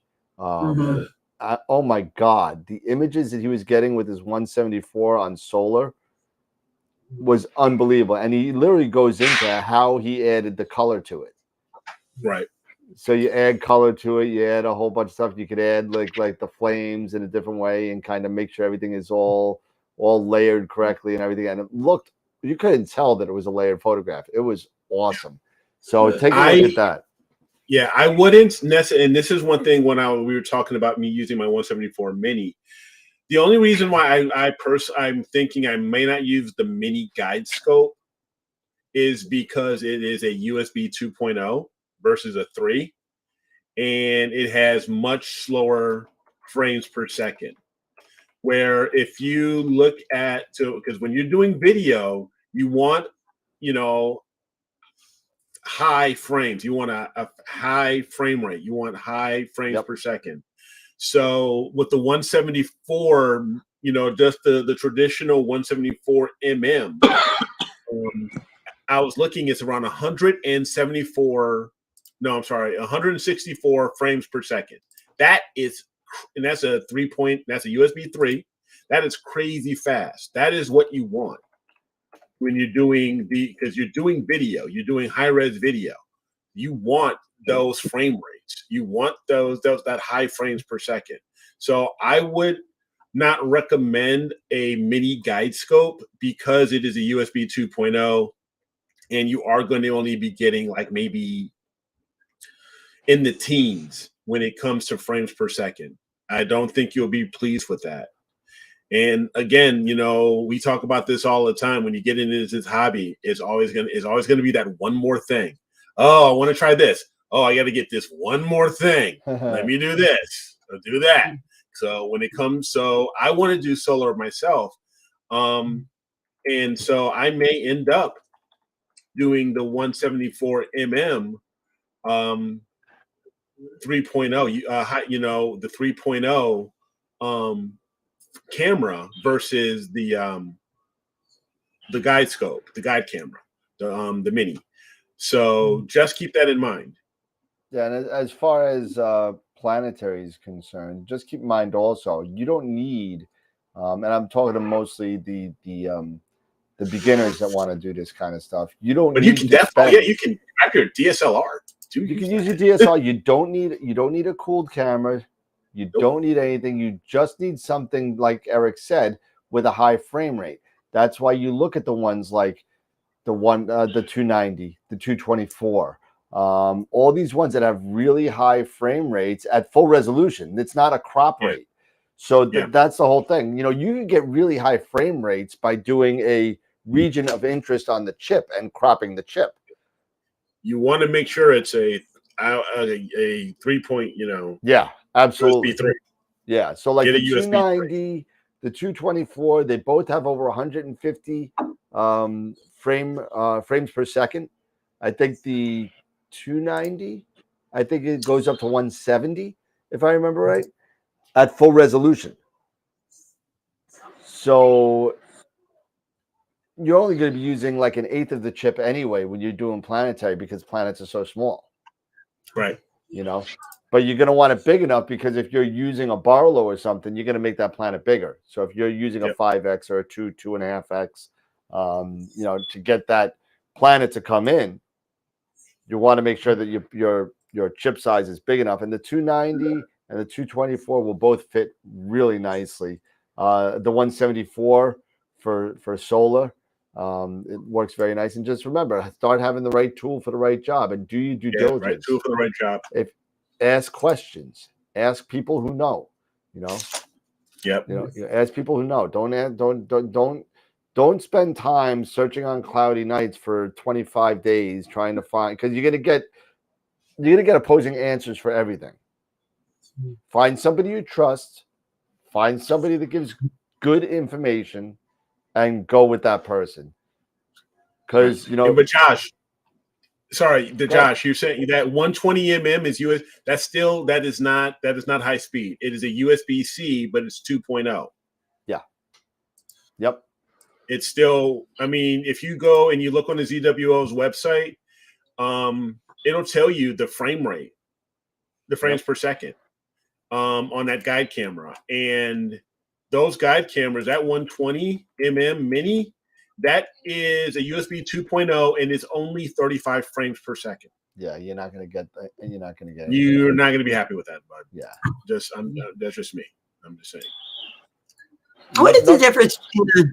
I ended up getting the 120 mm. I didn't get the mini, just for availability's sake. You got this guy. Yeah. So like I said, I've had a chance of. I haven't actually done anything. I've connected it, and like I said, I finally did get the stars kind of in there. But what is the difference between the 120 mm and the 120 mm mini? The MM Mini is a USB-C. Yep. 2.0, and it's really the sensor is the same. The sensor is the same. It's just basically the bus speed is you have a 3.0 versus a USB-C, which is a 2.0. Correct. Okay. So you have a much slower frame per second, much slower frame rate, and you don't need a fast frame rate for guiding. You don't. Right. Nope. You do need it for video. Okay. That's the. Well, I'm glad that I went with the one I did, because, like I said, I went through. I was like, you know what, mini's not available. What's the 120 is available. 120, you're coming home with me. So. Yeah. So if I'm choosing between DSLR with no video support, the 120 mini, which one would I use for solar? What DSLR do you have? That's one thing. I think he said the D40. Okay.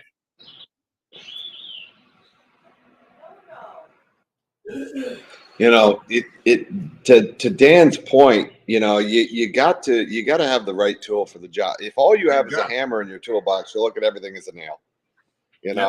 And so you got to have the right tool for the job. Yeah, absolutely. And if you don't have the right tool for the job, find a different job. No. Or keep on getting new tools. That's what I do. So again, something like this for planetary, very nice. It's a 290 with the ADC. It's ready to go for planetary. Again, nice layer of dust on it because it just came out of there. But again, when I start getting something with a longer focal length, like the 9 1/4, when I want to do planetary, this is what's going to go on there. Because then you got the focal length, and this is gonna smoke with that. It's gonna smoke with that. And awesome. Josh, this is why I am not a fan of the ASI Air. Yeah. Yeah. We know. I do not like being boxed in. I don't like, companies telling me what I can and cannot use. That just pisses me off. True, I know. Yeah, but but it's great for when you're first getting started. Not even that, Eric. I gotta chime in. I am loving this ASI Red Cat setup. But yeah, I mean, it's great for traveling. So you don't have to worry about taking around a laptop or anything like that. It has its place. I do have two Eagles sitting here. I use my 4. I don't know I still don't know what I'm doing with my 3. I got a 3 Pro. I don't know what I'm doing with it. But I think it now. I gotta double check that, Josh. But I think it may do video with a DSLR. I don't know. I don't do DSLR. I have to double check that. I want to double check that. Let's see. I know it does video. Well, I don't see why it wouldn't, but let's see.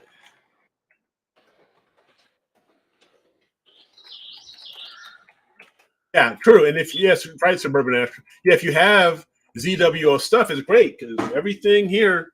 I mean, you look in my, my workshop over here. I've got nothing but ZWO boxes. So for me, it's great. I just sent 14 ZWO boxes into my storage facility. Okay, Josh. I could be wrong. Like I said, I thought it might have, but it's you never know. But they may do it at some point. But yeah, I would see. Like for me, I'm seriously considering, just because I've got my little mini, for real here and stuff. I'm just gonna go ahead, and I'm gonna give it a try with the 174. It's probably not gonna work out because, like I said, it's a USB-C. It's a USB-C. But I also have my little 120, which is a 3.0, but I don't think it has a frame rate either that I really want. For what, the 120?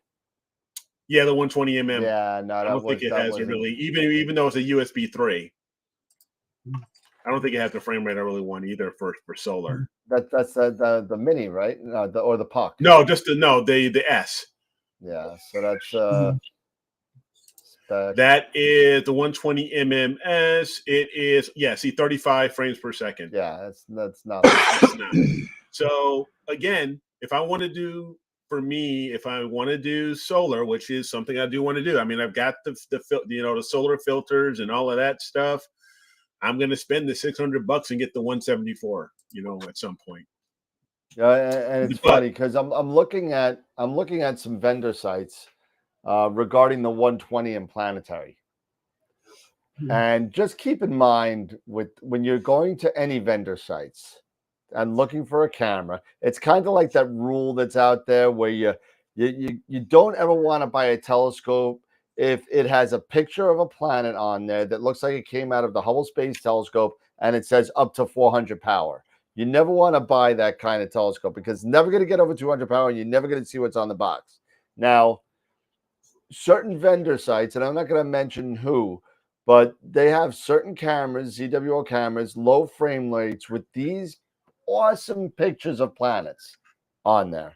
And if you look into the fine print on the pictures, some of the pictures actually say what kind of scope it was taken with. And they're taken with 16, 18, 20-inch Dobsonian telescopes. Okay?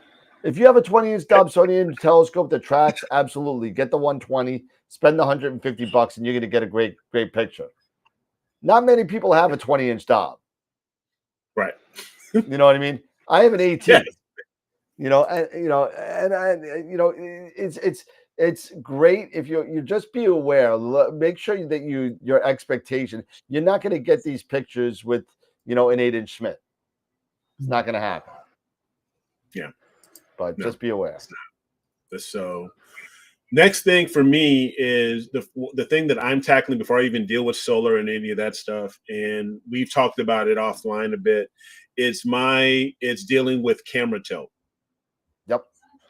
That is my struggle right now. And for a lot of imagers who have refractors or just, telescopes, period, or whatever camera. Nowadays with these CMOS cameras, a lot of them are coming from the manufacturers with some sort of level of tilt in them. Well, no sensors, they're tilted. So I was telling you, I just ordered a camera tilting unit from Germany. One that was showcased from Amy Little from Amy Astro that she used and she purchased from Gerd Newman in Hamburg. So I'm looking forward to getting it. But again, then I have to wait probably like another 2 weeks until I can get a freaking clear sky because we still haven't had a clear sky for God knows how long.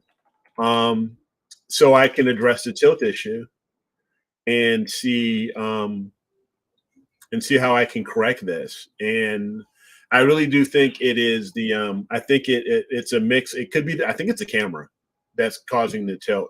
And I have the trial of CCD inspector, and I'm going to get it.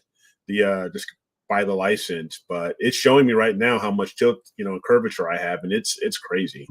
Now, I'll take is it this out. the same issue that you've been having with the William Optic? Mm-hmm. Yeah, I actually pushed back the distance on the reducer. Right. Down, I moved it to 6.2 millimeter right now, and that seems okay. Okay.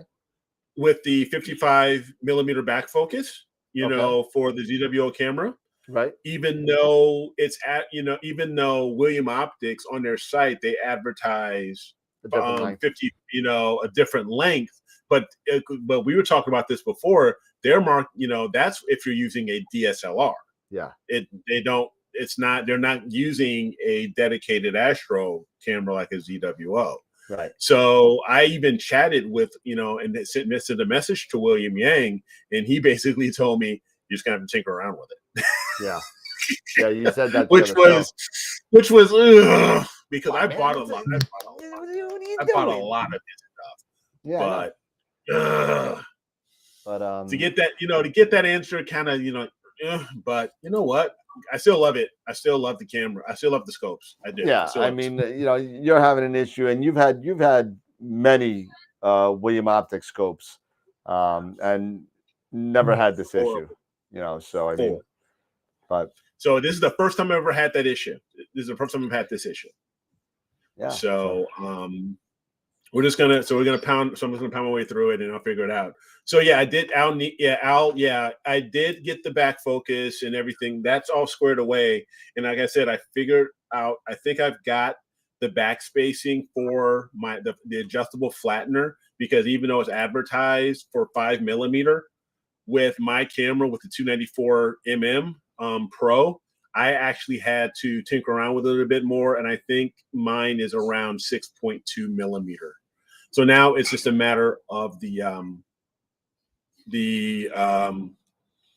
tilt, addressing that, and maybe then I think I'll be okay. So I'm looking forward to just getting this and actually getting out to if I can get some clear skies, so I can actually confirm and using that rotator and moving things around, so I can see, truly, is this the camera or is it the optics? Yeah, because you have to figure that stuff out. And CCD inspector, if you can, is a really good help. So if you take a couple series of shots, it'll show you, your tilt or your curvature. And if you flip that camera like another 180 and it basically stays the same way, right? Then it's your camera that's causing the tilt. So gotta say thank you to Chris Fierskin, just donated $10 to us. Thank you, Chris. Appreciate that. So Suburban, hey, listen, if you want an EQM35, I have one that definitely works right here. I'm actually selling it in lieu of the iXOS 100, so I'm selling that too. So if you want it, let me know. Make me an offer. but I don't know. Chris, what's that? The new rig, the new processing rig. Yeah. Yep. It's a beast. It's a monster. I love it. It is awesome. Yep. Sorry, I you know what I didn't think I was selling it. I thought this mount was going to be an annoying piece of garbage, to be honest with you.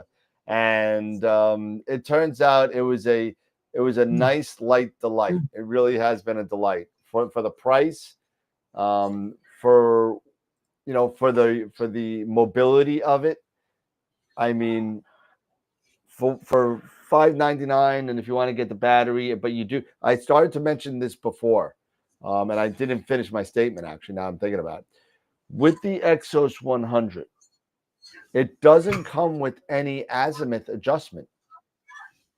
You can't adjust the azimuth. There's no bolts. There's no anything. There's no adjustment knobs for it. It only has an altitude. So for whatever reason, they came out with a little hockey puck with the ring, and it's actually an add-on to the mount for like $100. So for a fully functioning mount, I think so. The mount's $5.99 plus $100 for the hockey puck. So that's $6.99. So you're gonna need that. You're gonna need the little hockey puck for, and you got to do some drilling and stuff like that. But it's really not that bad if I could do it, and I am the most mechanically inefficient person you could probably meet. So if I'm able to do it, anybody could do this. So it's not hard. But I'm the guy that like hires everybody to do the stuff I can't do because I'm too lazy and I don't have the capacity to do it. So that being said, it $600 was so I'm selling my EQM 35, and I also have a camera lens that I'm selling. I'm going to sell my 200L. I'm going to sell that, my Canon. So I'm going to sell that too. And you know what? This thing is annoying me. I'm taking this off. I can't. I've been fixing it the whole show, and I thought it was going to work, and it just doesn't work. It's good. It's good for. Oh, look at that. See? There you go. It looks like It's like you you're rolled rolling up the stars. You're rolling up the galaxy or something. But you know what this is? This is actually a green screen mouse and keyboard mat. And so when you got your mouse and keyboard on here, you could do stuff on the background, and you can kind of, if you want to show stuff on the keys, you know, like if you want to show what you're doing on a keyboard, you can kind of do whatever. But I bought it. It was Elgato for like $30, and I bought it for the chair to see if I could cover up the chair back. And now I got the chair back. So yeah, there you go. Al, into no, Captain 404 into the COD. There you go. Yep, there it is. There you go. But yeah, Al, for me, I have everything. Yeah, everything's threaded, I believe. At least on the with the FLT 91. So that's not an issue. My big, I'm really gonna have a concern when I'm using my Schmidt. And because with that OAG, it's not threaded. It's all, So that's going to be another concern. That's another problem for another day. One at a time. That's it. Yeah, so I just can't wait to get some imaging time. I really can. I got everything set up and ready to go. I got everything good. I got my new camera. I got the Arco. I got everything all set until I want to change something else. And so what you're saying is you're going to have to go down to, somewhere like down south or somewhere to get any imaging done. If you want to get any imaging done anytime soon. Well, I booked my hotel room for Cherry Springs Star Party. Okay, yeah. So I'll be going. I booked it. For what you're gonna? So wait, what are you saying? You're not gonna be able to do any imaging until June? No. I'm just saying that's my next time I'm gonna be at a Portal 2 Sky. So yeah. So no, I'm listen. I'm already 4 months in without imaging, and I'm starting to twitch.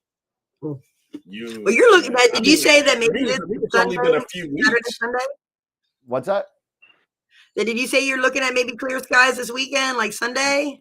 I'm looking at clear skies Sunday, but here's the thing: I got a telescope class I'm teaching on Sunday. That's right, you said. Okay.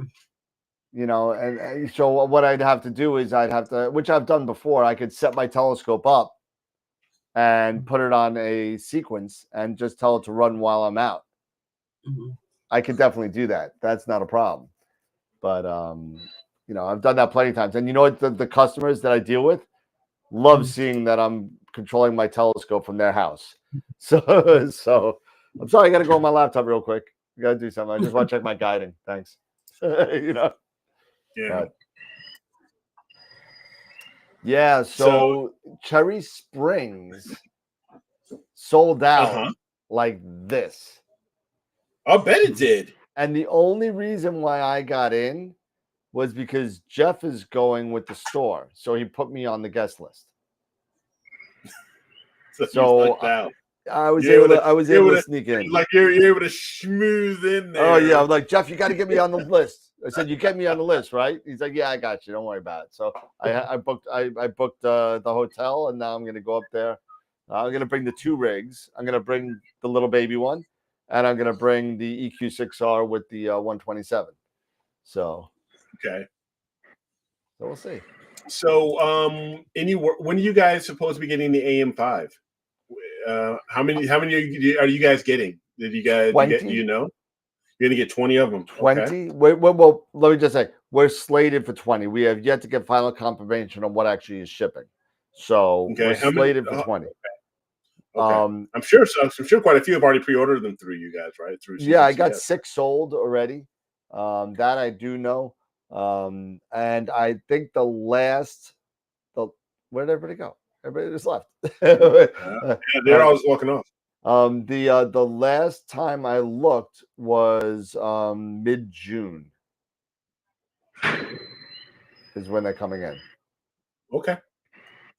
So let's see. So I'm gonna with the whole COVID thing, yes, Hogarth, with this whole, they got another lockdown, I believe in Shanghai or something, and you're expecting delays again. So that's 24. Today marks 24 months and counting until the 2024 eclipse. Yay! Maybe I'll be able to by that time I'll have a 174 and and I'll be able to take it down to Southern Illinois, and actually, because it's kind of crazy, the last solar eclipse went through Carbondale, Illinois, which is at the southern tip of Illinois, and again it's going through, but the opposite way this time, through Carbondale, but it's still going through the same city. Yep. So I'm planning on heading down that way. Yeah. So Dave had a question. Anyone know what it means if your one-shot color is non-linear? Now, I'm thinking what he's saying is the one-shot color shot during processing.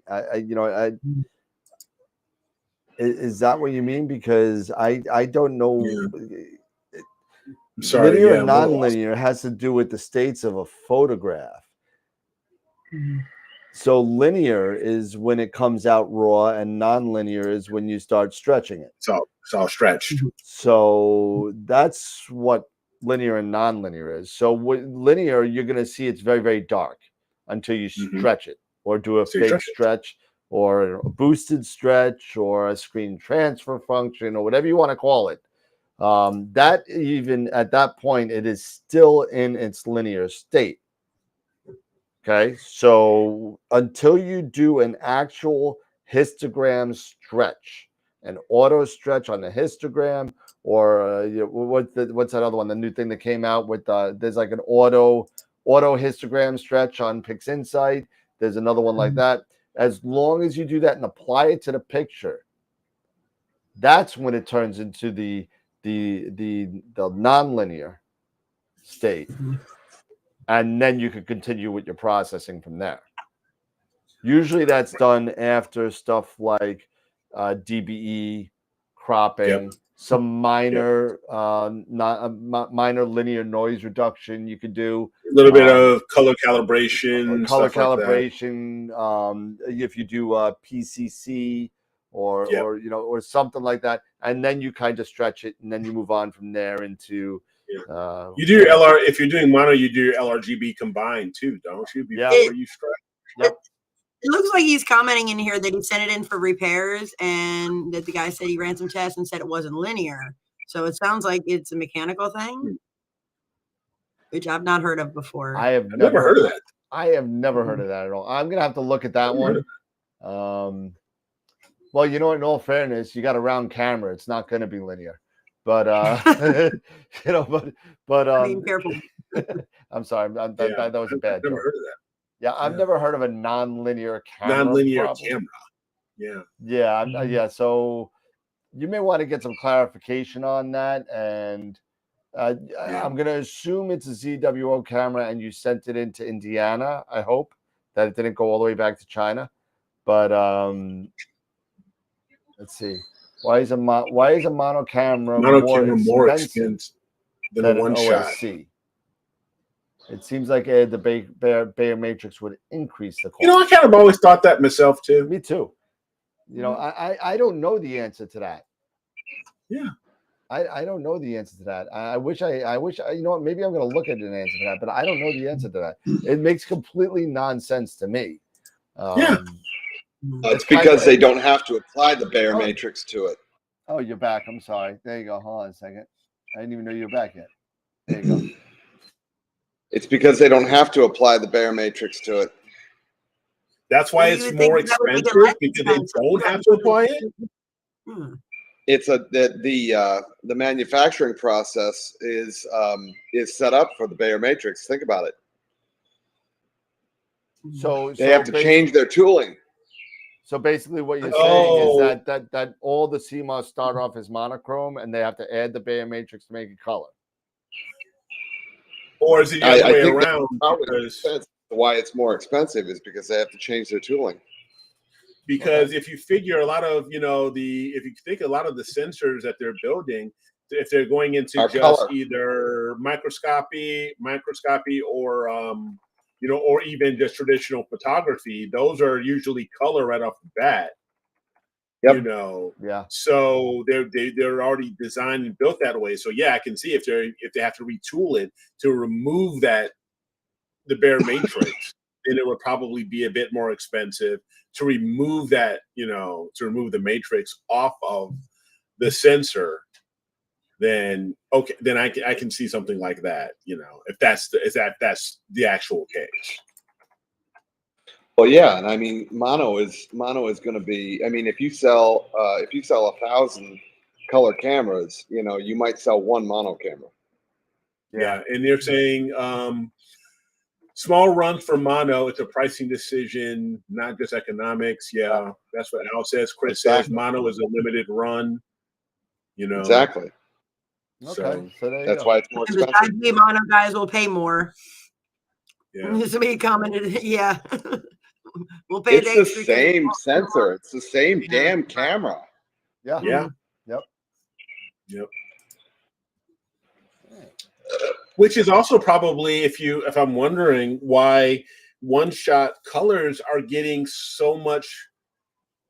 They're getting closer and closer as far as their sensitivity, or in the and the results you're getting compared to a mono, because the technology is really improving, that nowadays it's almost hard to say, hey, what did you take with a one shot and what did you take with a mono? Yeah. If you compare the two. Yep. But if you increase the sensitivity on the sensor, it doesn't matter if it's one shot color or mono. The sensor is the same. The only thing that makes it a color is that Bayer matrix.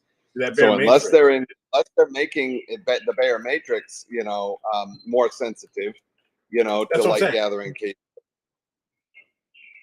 But the sensor itself is the same.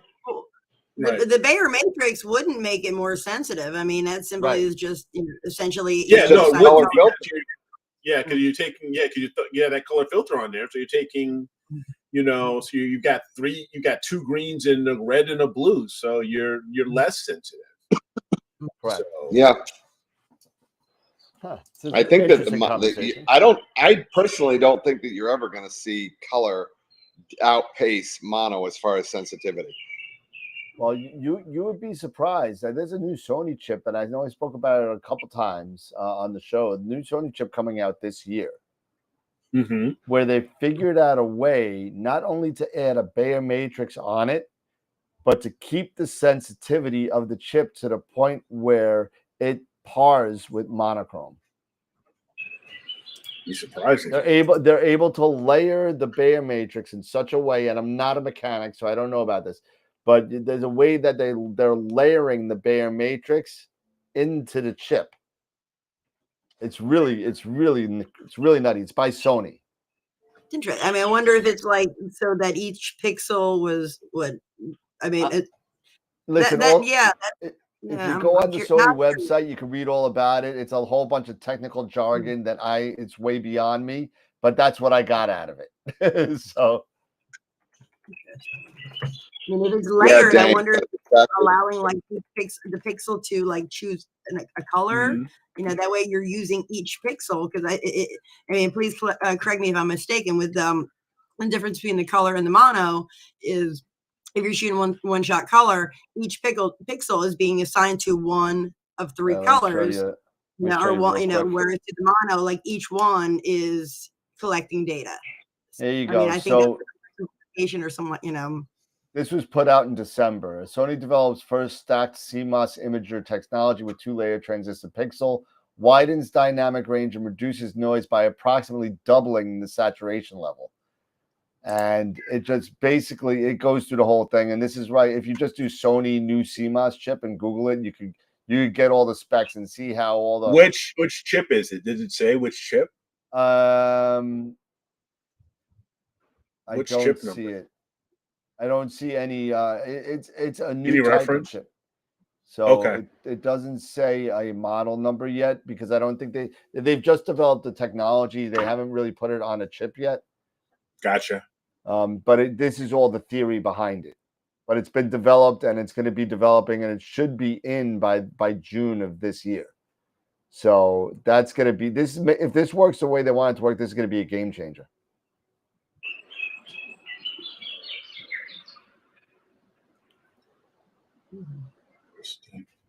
Interesting. But I'll have to read Yeah. it. yeah, but article. read through it. There's a couple of articles on it, but that was the actual Sony press release back right before Christmas. And I was super excited about it because you know what? If you're getting such a longer dynamic range with less noise, then I mean noise is already in the tank as it is with these new cameras at like what 0.3 electrons. I mean it's crazy. Yeah. But if you're getting a doubling your signal level, oh my God, this is what's gonna blow away CCD. Yeah. You know what I mean? I'm so excited about this. This is gonna be the glass ceiling shattering when this comes out. That's what I think. That's my theory behind the whole thing. But we'll see. Or it could just be like the PlayStation 5 and we could be waiting 4 years for it to come out. And when it comes out, you're gonna have to wait another year because it's all back ordered. So Yeah, except if you're Scott, who gets it like right away. Yeah. Hey, you know what? Not for nothing, but I got lucky on that. You know, I got a short run that came through B&H. You know, I got lucky. That wasn't anything planned. I just was right place, right time. Yep. All right. Well, Well, guys, it's getting on 10 o'clock. Yeah, we need to do the picture of the week. Are we doing any giveaways? That's right. See, thank you. Jesse's like the flight controller of this whole thing. She's keeping me on track. I love it. It's great. Yeah. So we got the picture of the week and we got the wheel spin, right? So let's talk about picture of the week first. And if you were here at the beginning of the show, you saw it on the preview of who won the picture of the week. And I'm gonna have to talk. Actually, Jesse, you could talk about what we spoke about before about the voting, about how many votes we got. Yeah, so we only got a few votes, guys. You need to get out there and vote, okay? So we had, I think you said 3. Well, we had 3. Come on, guys. Out there, you guys need to be voting. Vote, get out there, get on, our page and vote for these pictures of the week. I mean, we have some amazing, and just to check them out. I mean, we have some amazing photos that are coming up, and we need you guys getting out there and get in and voting. All right, get in and vote. Vote. Get in there and vote. At least this time there was not a tie this week.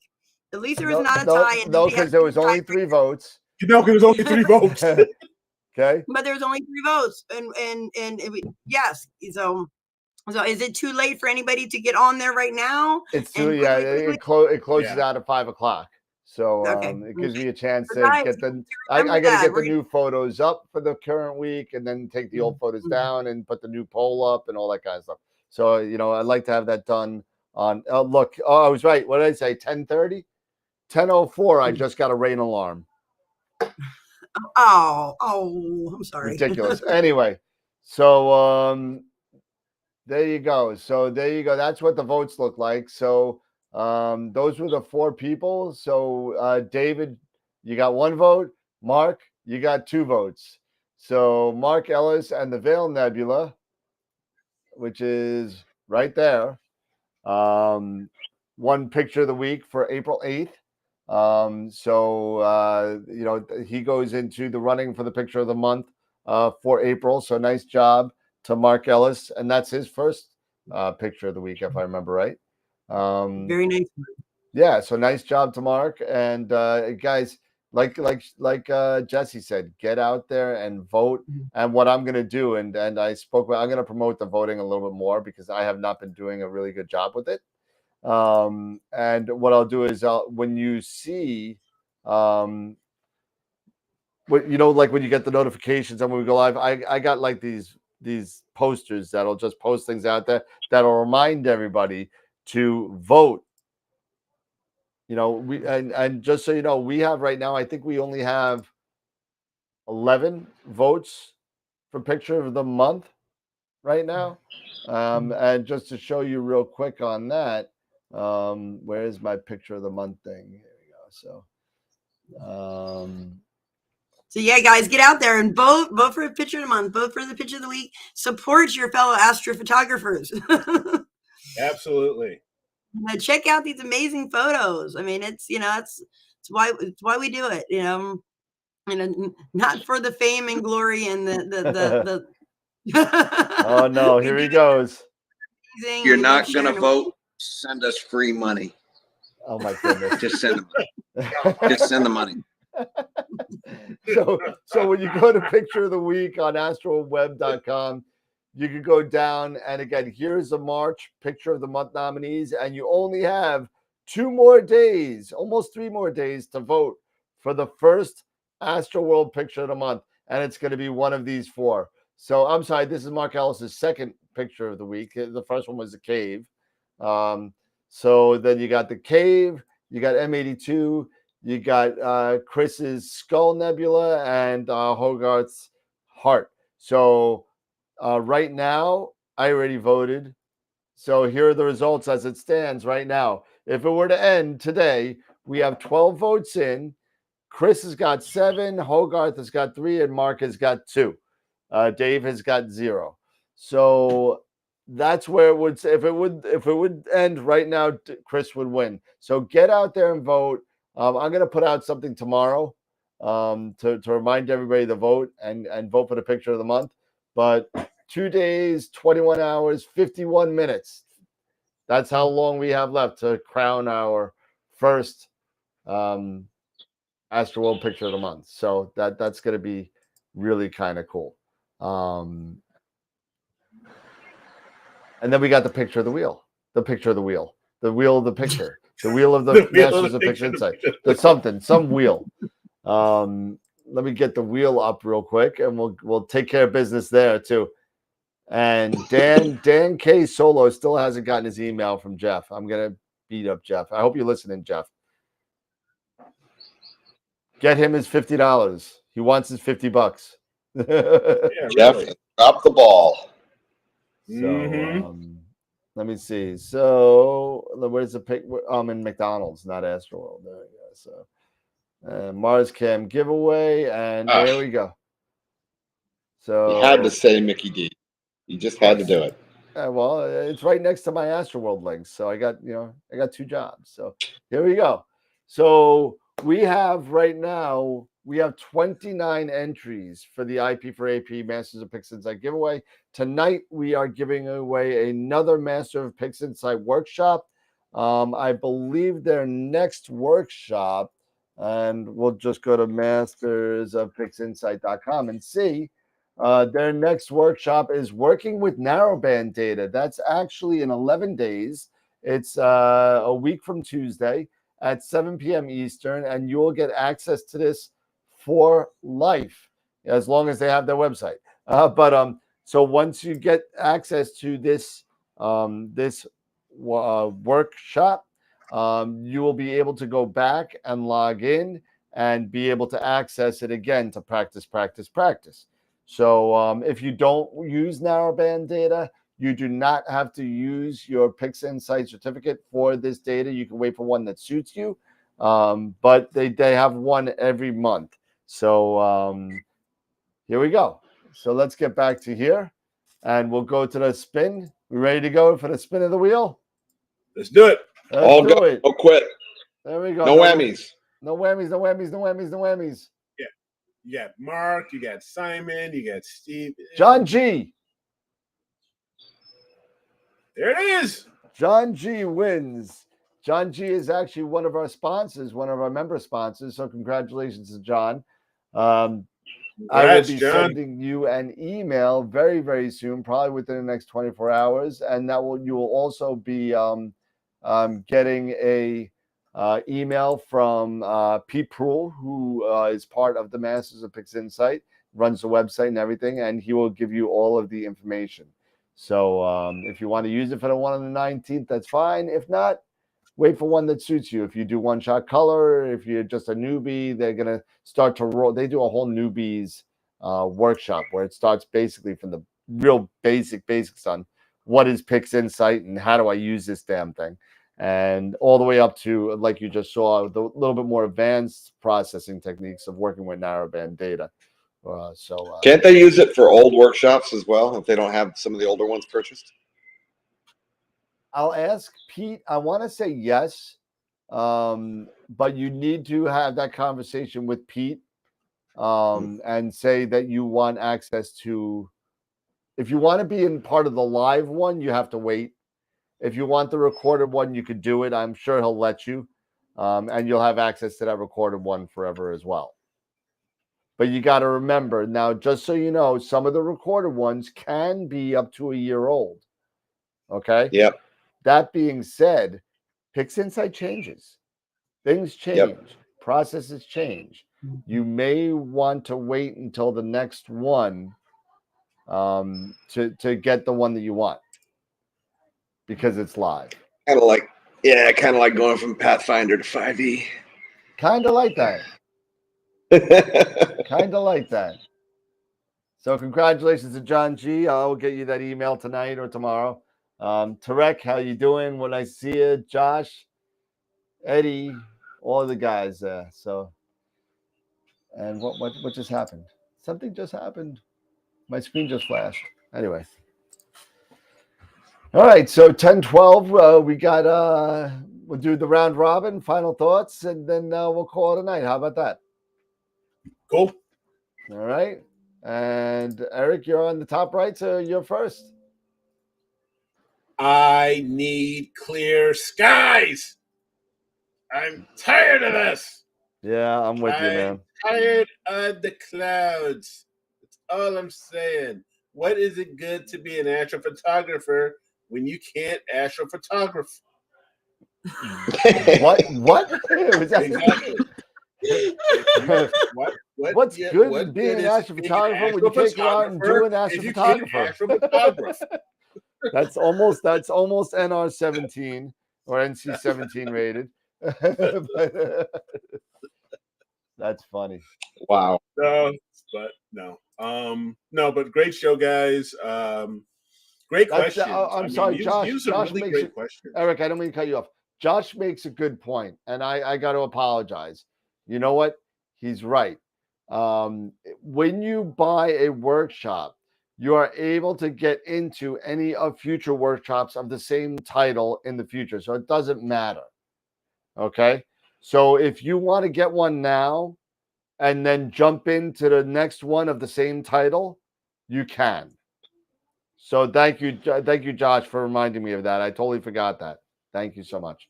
But anyway, go ahead, Eric. And I agree with you as well, Chris. It really is worse when you've got clear skies and you're working. That's just wrong. That's gonna be me on Sunday. I'm gonna have a clear sky, and I'm gonna be at work at a telescope class. Yeah. Yeah, I think astrophotographers are some of the only people that really just don't like seeing the daylight savings time. Because you can squeeze in a little bit of time on a work night sometimes in December and January, February, but come April, it's not happening. Well, Yeah. that's why you Yeah, gotta they're get up talking here. about getting rid of it down here in Florida. They're talking about getting rid of it or making it permanent. Getting rid of it. No, like not Doing away using with daylight savings time. I mean, away with it. what use is it anymore? New York's saying making it permanent. Well, New York is, full of a bunch of asshats. Hey. I know they've been talking about getting rid of. They've been talking about getting rid of it on and off for years. It wasn't anything personal, brother. I'm just saying, some of the politicians up there are just, they I'm not going there right now. No politics. We're not doing politics. We're not going that rail. That rail is that boat has sailed. But you know what? I do agree. Daylight savings time had its place. Like a century or so ago. Was it around a century or so ago? Or whenever, because I think it was around time, I don't know. I think it started like in the 50s or something. Because dang it, Ben Franklin thought of this whole idea, and and now we don't. God love Ben, I love Ben. He's on the $100 bill. I wish I had more of them in my back pocket, but I don't need daylight savings time anymore. We don't. I'm just saying. We don't. I don't like it. I hate it. But you know what? This time is gone. Yeah, no. That's why I'm so happy I got a pier in my backyard, because I don't care when the sun goes down, because I'll just let the camera go all night while I'm sleeping. Yeah. I'll just let it go. As long as I have less than 3 or 4% chance of rain, I'll just let it go. Yeah. But like when we were talking earlier with a lot of our guests, if we had, like observatories where we had the rain sensors and everything and the cloud sensors, where we could do, we were talking about that. Let it close when it's cloudy. And then, as soon as this clears up, it opens up. You do sequence a couple hours, and then it closes back up again when there's some clouds. I love it. Give me that. I'll sign up for it. Yep. I mean, or you know what? The heck with it. Maybe I'm just going to have to start doing more remote imaging. We're going to have to get a hold of Dr. Sass and, see, and starts hanging out and doing more eye telescopes. Yeah. Once he gets back from Australia, he's been there for a couple of weeks now. So, yeah, Dank, you can do solar AP with the ASI Air. TJ Conley's actually been doing quite a bit of it, the ASI Air, because he's got a 174 mm monochrome camera, and he's doing high res video with the ASI Air. And so, yes, you can do it.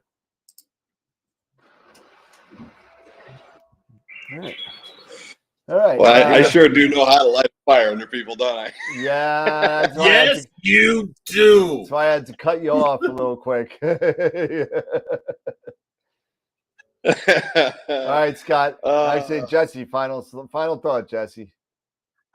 As always, great show. I love getting the questions. I just love it. I look forward to my Friday nights. This is so much fun. Guys, don't forget to get out there and vote.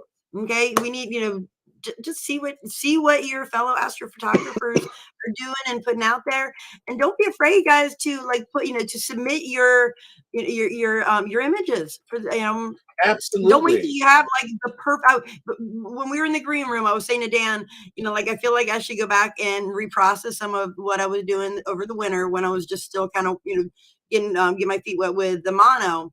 And I think sometimes we wait. You get to a point like when you first start in astrophotography, you'll publish some of the most god awful images because you're so excited about it. I was like, wow, look, that green spot, it's amazing. And then you get to this point where you don't want it sometimes because you're nitpicking it and you're waiting for that perfect image. And just get out there. You're doing astrophotography. You're taking pictures of stars and galaxies and nebula and stuff do it. Whatever you're doing is amazing. Get it out there. Let us see them. So, and guys, get out there and vote for them. Vote for the pictures. Absolutely. It's so Pete doesn't have to break another tie when we see him again. So I'm sure he'll appreciate that. So, but absolutely. And I also wanted to mention too, I don't know if Mr. Quattro or the MX Quattro is out there. So yeah, I've messaged with him a little bit, and I just want to say thank you for like listening to my crazy messages on Discord, and like the me trying to put together this this thing, you know, for my power box and for my my Raspberry Pi. So I appreciate you letting me just like ramble on, you know, in the chat, like it's sending you like all these random pictures of what I'm trying to do. So you know, so for you guys, and what I got on Tinkercad. Okay, so my first time using CAD, I guess, with the training wheel version, I guess, is what it would be for anybody who's ever. But I've been kind of playing around with that. But just wanted to say I appreciate you, sir. So awesome. That's what this is all about. It's all about the collaboration with all the people. You know what I mean? You know, I hate to say it, but you know, if it wasn't for AstroWorld, you guys wouldn't have hooked up. You know what absolutely. I mean? You know, and I wanted to say, because I know Turek had and because I don't want to feel like I'm just kind of like, you know, dissing on him too, because I know he had offered to help too. But I think just this, you know, just the location, just being that I know MX Quattro is a little closer, so great. And I will reach out and just say hi on Discord, you know, once I find my way around that a little bit more. But I did want to say thank you for that as well. I'm not dissing. I just, you know, just the location I think is probably going to be best, with shipping being as weird as things can be, you know, in this day and time. But again, guys, great show. Love hanging out with y'all on Friday. It's amazing. Yeah, it's been great. Absolutely. Get your taxes done. You got 2 weeks. Oh shoot. Been there, done that. Telescope equipment stimulus package. There you go. That's funny. Yeah, well, you know, taxes are done. Not done. I think my guy's coming in 3 days to do it. So, but yeah. So I'm scared now, Scott. Was that your final word or no? Yeah, get your taxes done. Oh, you scare me. I thought there was more. No. Your friendly tax reminder. Yes. My refund went to a 2600M. Oh no, that is next Friday, isn't it? What's that? Yeah, the 18th is the deadline. The 18th is okay. I So thought they next moved week it to May. Nope, it's the 18th. Oh well, I got that straight from my accountant. Yeah, but you're in Florida now. They're all backwards down there. So she's in New York. Oh, sorry. Yeah, that didn't work out very well. Anyway, everybody, it's been a great show again. Thank you to Jesse, Eric, Scott for being on. It's been an absolute pleasure doing this. Again, like Jesse said, get out and vote. Just like Eric said, somebody get out a blower to blow out the clouds. And as per Scott, go get your taxes done. So from me, again, have a good night. Have a good night, and have a good night. And that's it. So have a good night, everybody. Good night. And have a good night. Say it again. Should I say it again? Have a good night. Enjoy, everybody. Keep have a good imaging. night. Remember, just screw me up. Keep educating. And clear skies. Not as cute as Abby, but we'll take it. Have a good night, everybody. Have a great weekend, everybody. Yep. Take care. I'm going to get a drink. Yeah, me too. Later.